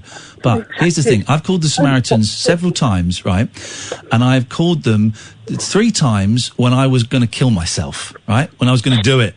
I was going to do it. I was ready and I was going to do it. It's like, right now, I'm going to do it. And I just thought, something in me thought, right, before I kill myself, I'm going to give the universe one more chance, and I'm going to phone the Samaritans up and see if they can persuade me not to. And maybe it was only twice, actually, with the Samaritans. The third time was with a friend. And they did. They did. They didn't give me any advice. They just gave me enough oxygen via that phone call to kind of... I still was in pain and still was depressed, but I didn't want to kill myself. And I'm just thinking, if you could find somehow the I don't know, the power, the life, the love for yourself, that's a good one. If you could find the love for yourself when you're holding that knife or whatever it is you do when you cut yourself, go, right, do you know what? I'm going to cut myself, but before I do that, let me just try the Samaritans and see what they can do. And I just wonder if after your phone call to the Samaritans, if you might just put that knife away and not cut yourself. You might not. You might still do it. I don't know. You might still do it. I know exactly what you're saying. And I don't want to be that bloke that called you up and you saved his life, because I was listening to that and it brought tears to my eyes. Yeah, it was a tough call. That was Chris before Christmas. But it was a really tough call. But you're not there. Really rang true. Here's the thing: you're not there. You're not killing yourself. Well, no, I'm not. No, I'm not. It could be argued you are slowly, but my worry would be is if you don't address this now, that at some point we might have a phone call where you're killing yourself. This is what I am scared of. Yeah, and you got kids and you got a wife who it would appear loves you very, very much. Oh yeah, she does. Yeah. There we go. Well, that's something. Do you want to say something, Yeah, Catherine? You were could going to I? say something. Here's the thing. This stuff thrives in secrecy, in the shadows. And what I'm hearing from you is that you are trying to just be in control of it all. You don't want to be that guy. You don't want to trouble people. You don't want to tell people. Your wife will know something's up. And do you know what? She'll probably be relieved to know what it is. There'll be a part of her that would be relieved to know what it is and that she can do something about it. You don't have to handle it on your own because what you're doing isn't shameful. It's like Iain said before, it's a symptom of something else. Well, yeah. Knowing Sarah, she knows something's wrong. Of course she does. It's easier to do this stuff as a team. Oh, it's just so hard. Of course it is. If the shoe was on the other foot and she was doing this, you'd want to know, wouldn't you? Oh, yeah, I'd be there for her. Of course you would. No matter what. Of course you would, and she feels the same, I'm sure. My suggestion, and this is just a suggestion, I would never tell anyone what to do, right, is an evening, an afternoon, a weekend, a morning, sometime when, I don't know how old your kids are, I don't need to know, but at some point when it's you and her, my suggestion is you sit down make a cup of tea and sit down and say, look, this is really, really tough and I'm ashamed and I'm embarrassed and I've got to tell you something. You know, I mentioned that I did the self-harm before. I'm doing it again. I don't know why. I don't want to do it. I'm scared and I could really do with someone on my side to help me. Something along those lines. You'd find the right words to say. You'd say it in your way. You'd explain as much as you wanted. And she could be shocked. She could be upset. She might be angry. She might be angry that you've done it and you've not told her. That's fine. That won't last very long from what you've told me about her. I suspect you would get a sympathetic arm around your shoulder. I suspect you both have a good old cry. And she would start to help you formulate a plan. Oh, so she's going to want to see what I've done. Okay. And I don't think we can show her that. Well, then you can say that. If she says, can you, then that's a conversation you have with her. Some point she's going to see you naked. She's your wife, right? Some point she's going to see it. Yeah. But if she asks to see it, I would suggest show it. But also, if you don't feel up to showing it to her, if you're too ashamed, if you're too embarrassed, if you're too whatever, say, I don't think I can show it to you at the moment. Can we just talk about it instead? Maybe later I'll be able to, but right now, can you just hold me and can we just talk about it and see if we can come up with something? Because I'm struggling here. I really am. You are. I can hear it, man, and you don't need to. You don't need to. You're a good man, Mark, and you deserve to have smooth, scar-free arms, legs, chest, whatever it is you're doing. Those marks, those war wounds, you don't deserve them. You haven't done anything to deserve them. And a lot of what you're saying is that you're trying to protect other people. Like even what happened with your ex, you were trying to you make sure you didn't hurt her. Just give a little bit of that compassion to yourself. Because you deserve it. Yeah. Oh, thank you so much. You haven't got to do any of this stuff we're saying today. You haven't got to do it. You haven't got to do it this week. You haven't got to do it this month. I would suggest you do it sooner rather than later. But if you do it in 6 months, you do it when you're ready. Again, I would suggest you do it as soon as you can, and you start, because the longer it goes on for, the harder it will be for you, and the bigger of a shock it will be for her. But you do this when you're ready, and if you think it's the right thing. You've got the number for the Samaritans, haven't you? So I don't need to give it. Well, I will give it because there'll be other people listening. It's 116123. Is that the right way round? I think it is. Or is it 123? It's 116123. I'm pretty sure. 116123. Just checking, but I think that's right. I think that's right. And where are we now? Is Wednesday? Yeah. I'd be really great if you wanted to give us a call later in the week, or if you don't fancy that, maybe give us a call earlier next week. Yeah. Mark, have you cut yourself tonight? Yeah. Well. Yeah. Third one today. Today. Okay. Yeah. So I thought so. And I didn't quite buy the 3 weeks. I'm not telling you off. I just wondered why you'd phoned us up tonight. Is it bad? Do you need medical treatment? No, I don't. No, it's fine. You cleaned it? It's still bleeding a bit, but it's. Have you cleaned it? Hidden. So. Okay, it's hidden. Clean it. If you can get something on there, plaster or a bandage or whatever, do that. But make sure it's clean. Yeah. I'm really sorry you feel you have to do that, Mark. You're a good man, and you deserve to be happy. It's sort of. I didn't expect this kind of reaction from you. I thought you was going to have a go at me. You thought I was going to do what? I thought you were going to have a go at me. What? Now, isn't that interesting? Why would I have a go at you? When have I ever had a go at someone who's called up struggling? You haven't. You haven't. So that is coming. If I think of myself, I'm a 47-year-old man. Yeah. And I should just grow up. No. It's not growing up, though. It's not growing up. Here's the thing. You thought I was going to have a go at you because you think you're a piece of shit, don't you? Am I right? I do. Yeah. So you thought I was going to have a go at you because you think that. Here's the thing. It's only you that thinks that. Maybe your ex-wife, maybe some people you pissed off at work, I don't know. But it's only you that thinks you are undeserving of love. And it's only you that thinks you are undeserving of not feeling that pain that you're feeling, every time you put a blade in. It's only you that thinks that. I don't think that. From the 20 minutes we've been talking, I think you're a decent, good man. You're a good father who's been through hell. And you come out the other side and you're surviving. I would imagine Catherine feels similar. Yeah. I'm getting tweets from people saying very, very similar things. And I know that your wife, from what you've told me, feels that. You deserve to be happy, Mark, and you can be happy. You just got to do a little bit of work. Okay, yeah. I try to be a good dad. No, you are. Be a good dad.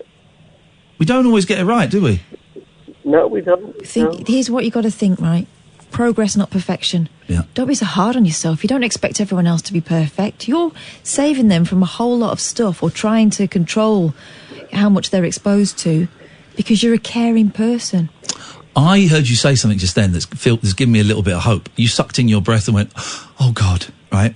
Then what I heard in that, oh, God, was you seeing what you have to do to get better. Does that make sense? Was there like a moment of clarity when you saw some of the things you have to do? I have to sort myself out. Yeah, good. You can. You can. It's easier if you get a team on your side, and I would suggest your team is your wife and your doctor. Maybe your mum. I don't know what your relationship with your mum is, but definitely your wife and then your doctor. That's a great team. It's easier. My mum has saved my life so many times. Okay. I can't really... Then don't for now. You may never have to. Right? So don't worry about that then. Your wife and your doctor. Yeah, Sarah, she is my girl. Yeah. Tell her, mate. Tell her. Let her do for you what you do for her. Take the lid off, because at the moment, it's not working in secrecy, is it? No. Mark, it's been a real... it's been an honour to talk to you tonight, and I mean that. I mean that in its truest sense. I feel honoured and humbled to have spoken to you tonight, and I look forward to hearing how things are going. I will, yeah, I'll give you a call back at some point. I'm sorry that... Nothing to apologise for. I love you, man. I love you. There you go. Have that one for free. I love you, Mark. I mean it. Thank you, mate. All right. You take care of yourself, all right? All right. Thank you, Mark. Cheers, man. Thanks for ringing, Mark. What a nice guy. I've got optimism. I've got optimism because I heard something in his voice at the end there that was a realisation. Oh shit! Okay, right. There's an alternative. When you start to see what you need to do, like you said. He's got this. The Samaritans, 116-123. They don't give you advice. They can't tell you who to call. They can't tell you what to do. But they just listen. And if you want to sit on the phone and cry for an hour, you can sit and cry for an hour. You want to sit there and not say anything for an hour, you sit there and not say anything for an hour. You want to give a fake name? That's great. They don't know where you are. It's all anonymous. Beautiful. Right, we've got Sean up next. This is the Late Night Alternative on Talk Radio. The radio show where the owls are not what they seem. Do you or have you ever watched Twin Peaks? The Late Night Alternative with Iain Lee. We could be dreaming and meeting each other in our dreams. On Talk Radio. Oh, there we go. Because after... Sam explained it to me. It's after midnight. They reset. The computer resets and loads up all of the beds and trails for the rest of the day. But it means that for our last hour of the show, the computer's doing loads of stuff, and so it goes slow. $25 million. This is how geeky I am. When I was a kid, Me and my friend Michael Hall, he had a Spectrum, I had a BBC Micro, and we wanted to find out which computer could count to 1 million quicker. So we wrote we wrote a program for each computer to count to 1 million. We got on the phone and we said, right, ready, steady, go. And we started running it. Wow, that's kind of adorable. You should have got a Blue Peter badge for that if you'd have done it rather than to each other. Told the Blue Peter lot. Have a guess which computer counted to 1 million fastest out, the BBC and the Spectrum. BBC. Yeah, of course it is. Educational, wasn't it? Did you put a cheat in it? No, I didn't put any cheats in it, for crying out loud. It was quicker, but quite a considerable... Was it? Considerable way. This is what my life was like as a teenage boy. Powerful beast. I seem to remember spending quite a lot of time during one summer holiday writing out... when you used to write out programmes, yeah. I had a hardback book and it was, God, I don't even know why I wanted to play it. Yeah. Sherlock Holmes. And I wrote chapters and chapters of that thing. Yeah. Crap. Yeah. Crap! Wasn't worth it. My typing got good, though. There we go, you see. There we go. I used to write programmes. I wrote a programme that would convert Fahrenheit to centigrade. And vice versa. Most of my programmes were go to 10, Vicky's a dick. Let's go to Sean. Good evening, Sean. Good evening. How are we? Very well. I've still got this dodgy tummy, and during the news at midnight, just water. Just water coming out of me. You will play with haunted dolls. Please don't, mate. That's what you get, bum soup. Please don't. Let's not even go there. Don't want to dwell on that. What have you got for us, Sean? Well, I was finding out about Barrymore, but first things first, I want to say big shout out to Mark. Yes. Because absolute respect there from another guy. I'm in the same age bracket as him. Old. I've been previous. Yeah, basically. Old. Us males are in that weird bracket, which the biggest what's the word? Trying to use the word. The most threatening thing to our age group isn't smoking, it's not cancer, it's not alcoholism, it's actually mental health issues. Yeah, So exactly. everyone of my age bracket to stand up there and actually talk openly about his problem, which is easily sorted by talking to the right people, because I think it's important to talk to the right people, the people that are close to you, the people that know you, and obviously the professionals that can give you the proper advice. Yeah. But in the UK, you've got. I was just looking at some stats. 400 in 100,000 people self-harm in the UK. So he's certainly not alone. No, it's very, very common, and people think, it's just teenage girls. It's just teenage girls. Yeah, there's a lot of teenage girls that do it actually, but it can affect anybody.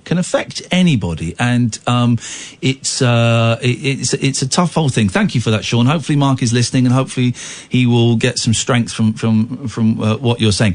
Now, Barrymore. Do you want to see Barrymore back on the telly? Yep. Barrymore's a very good friend of mine. He follows me on Twitter. We've chatted for many years, privately, obviously. Now, when you say very good friend, because I've got people that follow me on. I've got Nancy Sinatra follows me on Twitter, but we're not very good friends. Well, I've got Orinoco Ono, whatever the name is. Orinoco Ono. Right, here's the thing, right? I've been following Yoko Ono for years. Yeah. And I keep seeing people that follow me are followed by Yoko Ono. What's going on there? Wow. Yeah, that'll be me. She follows anyone. Well, she hasn't followed me. Don't follow Kath. I wonder if Yoko Ono's following me. I don't really worry about that. Oh, well. It's more quality. Well, I just wonder whether I've done something. Well, no, because I got unfollowed by Keith Chegwin for no reason whatsoever. Oh. Yeah, and he blocked me as well. He blocked you? Yeah. I did a tweet with him and Ali Jones. It was quite a friendly tweet, really, and he blocked me, and it was really bizarre. Gosh. Yoko Ono follows nearly 1 million people, though. Yeah, and not me. Okay. Oh, right. I'm her. I wrote to her as well. Oh, maybe that's it. Yeah. That'll be it. I'm on that list. You don't need her. You got me. We follow you. Thanks, I appreciate it, Sean. Team TLNA, which I really have issues with. Why? It doesn't roll off the tongue to me. I keep... Tilna? Well, it's like ROFLMA and... Roll on the floor, laughing my ass off. Rufflecopter. Yeah. I get them all wrong and they sound like a STD. Oh, gosh. TLNA, Tilna. Is that Tilna? Tilna. It's an easy one. It makes us... Got to have a hashtag, Sean. You've got to have a hashtag. No one uses full words anymore. No. I'm thinking of getting an emoji hashtag. Have you noticed, though, with your hashtag, that there's a lot of Scum. Oriental writing? coming in there. Oriental writing? Yeah, someone's actually used TLNA as their name on Twitter. Oh, right. We're getting all their feed comes up. Let me I have tried blocking them all. But yeah, it's... TLNA on Twitter. Let's find this scumbag. And... I think it's multiple people. Stop But if you look at hijacking our hashtag. Yeah, it's jacked. Oh, yeah, there's a guy... Well, hang on. There's a guy called Tony... There's a couple, Tony and Luz Cavazos. They're at TLNA. We live in Illinois. Need the kingpin of politicians out here, so I guess it's time to get out. I live on a budget, but Illinois politicians believe in their own BS, that they want to constantly raise taxes to cover their own waste. Sad. Gosh. Oh, I've got a name I can't even read because I can't read Chinese, but... just wonder if I'm putting it TLNA, isn't it? Yeah. Oh, this guy's thinks that God's going to come back. Okay, we'll leave that guy to his own devices. Okay. So hang on. You're good friends with Barrymore. When did you last go round to his house or go out for a Costa? Well, I'm not going round for a swim, if you know what I mean. Well, hang on a minute. You're a good friend of his, and you're making jokes like that. The thing is, you've got to laugh. You know, we've all got a history. We've all got a bit of sketchy past. I don't really think his is that sketchy. I don't think... Well, you've got to laugh, but I do think you don't actually have to laugh about the death of a young man, particularly when it is unexplained, when there is a family that is still grieving and is still desperate for answers, that still want to know exactly what happened. So I don't think one can laugh about that. I wouldn't want to laugh about that. No, I get your point on that, but, you know, there's a time to move on. You know, you can't... One life's gone, let's not ruin even more. You know, the criminal justice system, you know, I believe that the police have done their job, and if they were anything there, it would have been out in the open by now. You know, even the fact we're talking about it all these years on is kind of old hat. The guy was at the top of his game, and the higher you are, the bigger you fall. I mean, you've only got to look at kind of Ant and Dec and where they're going at the moment. Well, although, hang on, Ant's back and he's been very open about things, and it seems like mostly forgiven. But you've got the media do like bringing people down to the ground. Well, yeah, I know what you mean. It sells papers to, you know, nobody wants a nice guy who had an incident. They want the villain. Everyone is panto. Media is just panto. It depends. Sometimes they love a comeback. I do. I mean, Barrymore's situation is different because a man died. There aren't that many instances. I can't think of any at the moment, but there are probably a few where a celebrity was in the vicinity of an horrific death.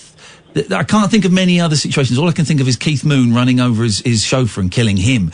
I can't think of any others. It's a pretty unique experience. There's the Ted Kennedy thing, but that was weird, the way that was dealt with. Ted Kennedy? Yeah, he was in a car and went in the water, didn't it? Chappaquiddick. Oh, yeah, but I'm talking... I mean, that's politicians. I'm talking, like, you know, entertainers, particularly in Britain, entertainers. It's a unique situation, the whole Barrymore thing. I do... okay, thank you. I think he should be. I mean, but he has been back. He did. Big Brother. So maybe and he did well in it, didn't he?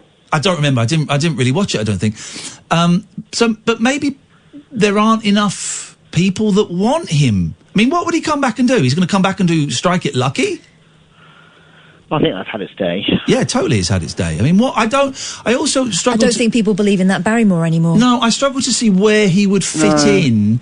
Well, the weird thing is, I think after 18 years, he's kind of... He's not himself anymore. I think he's so been bashed by the whole experience. I think he's a shadow of his former self. That's what it felt like on Big Brother, that he was broken. Yeah, it did. Yes.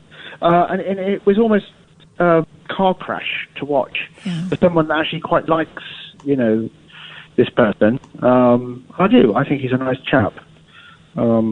That's my thoughts. Okay. All right, Sean. Listen, thank you for that. I appreciate that. 0344 499 1000 is the phone number. We're still doing the silly stuff, but Barrymore's on telly. Big interview with a bell cheese. Would you want Barrymore back on telly?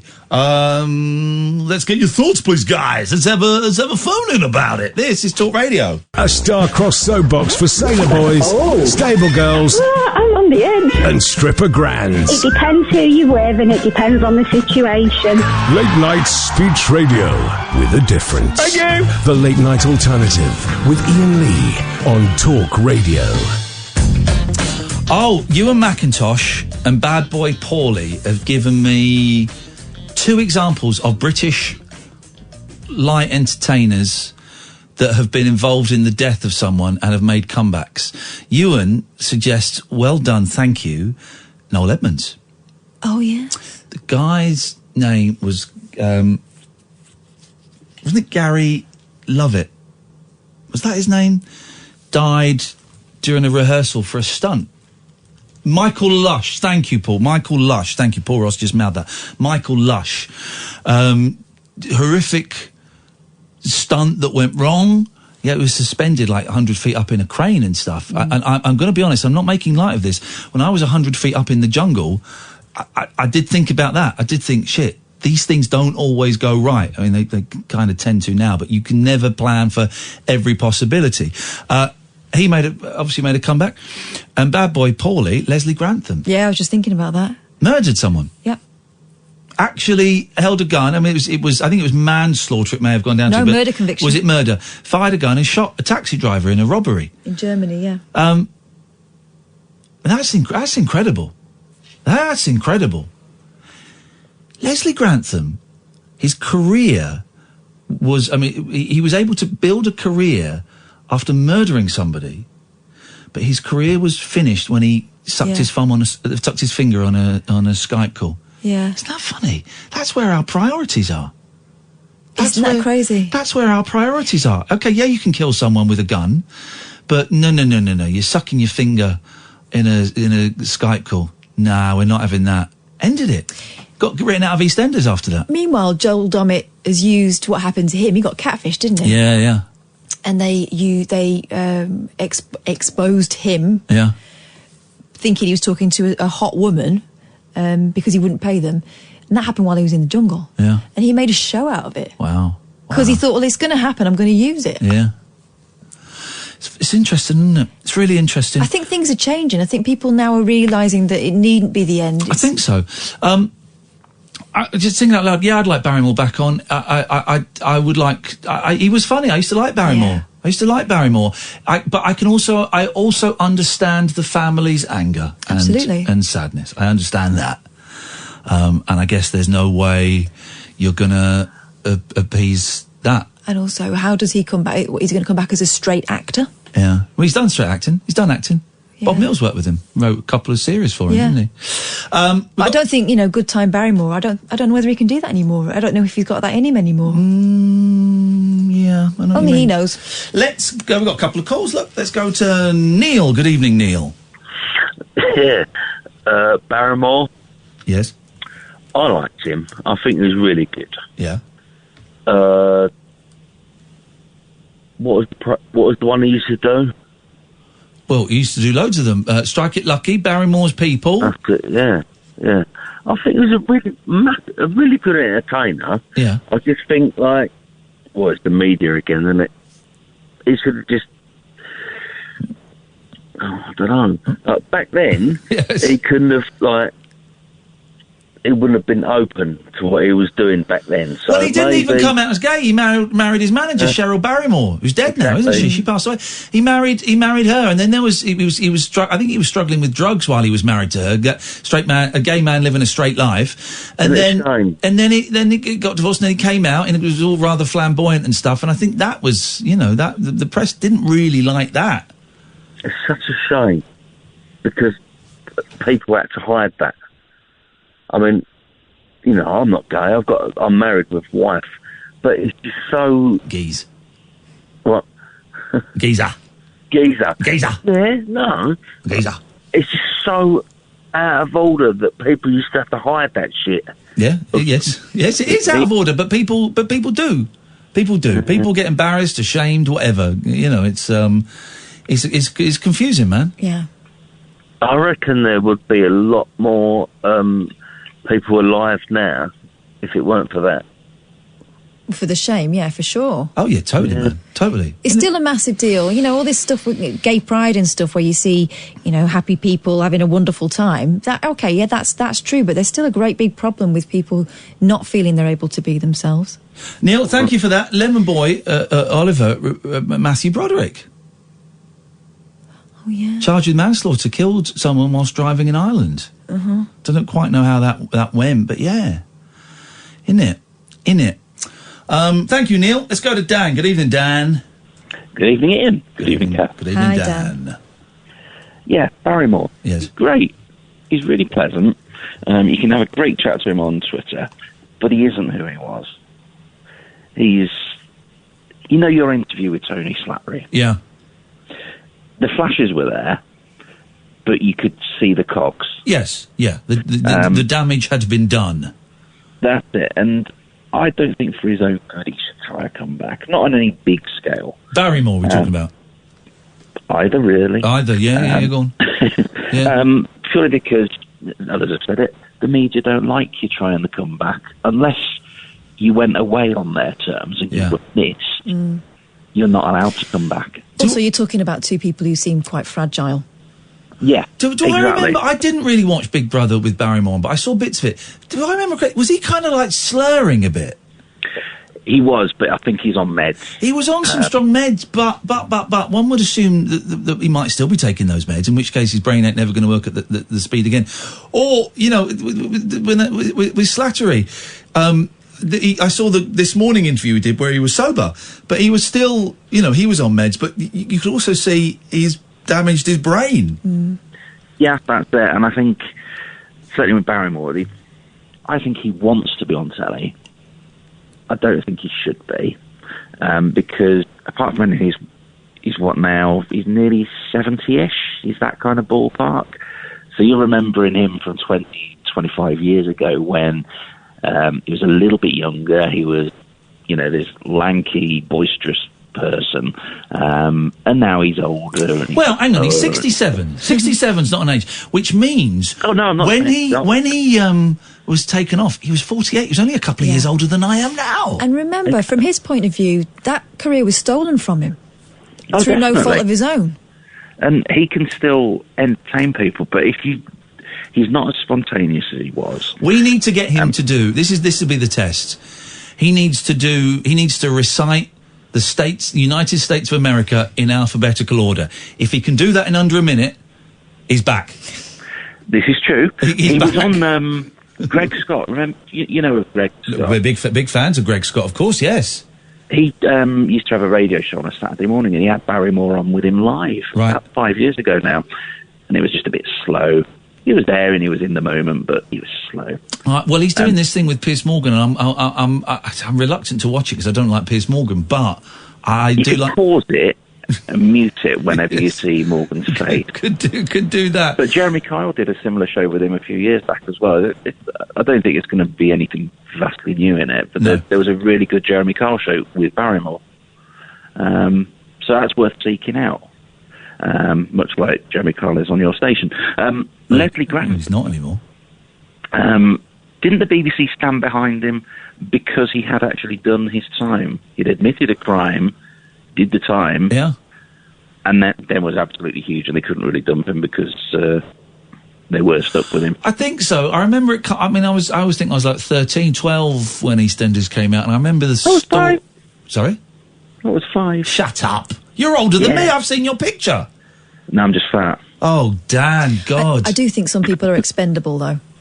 So, you know... Yeah, Grantham wasn't at that point because it was still a brand new show, and they've put a whole huge amount of money into Barrymore's never going to get, you know, even if they say, come back, he's never going to get a Saturday night TV show again. He's done. That's done. He'll do some Channel 5 clip shows talking on YouTube clips. Yeah. They pay very well, those shows, it has to be said, Dan. I think he'd be grateful for it, and I think he'd be good at it. Thank you very much indeed. 0344 499 1000. We've only got a couple of minutes left. We didn't do any of the... Thank you, C, who sent me a birthday card. It's very kind. It's appreciated. We appreciate that. It's appreciado. Did you see this thing about an investigation being launched after an ambulance worker attacked a drunk man with a sausage? Oy. those ambulance workers. Romanian emergency services are looking into an incident after a video was posted on social media. Ambulance worker who's not been identified can be seen holding the thick salami sausage above the unconscious man lying on a stretcher in the back of the van with an oxygen mask. He beats the man's head with the sausage and even rubs it on his cheek. At one point, the worker tells the man, "Do you want salami? Take one on your head, you drunkard," before placing it on a chair in front of him.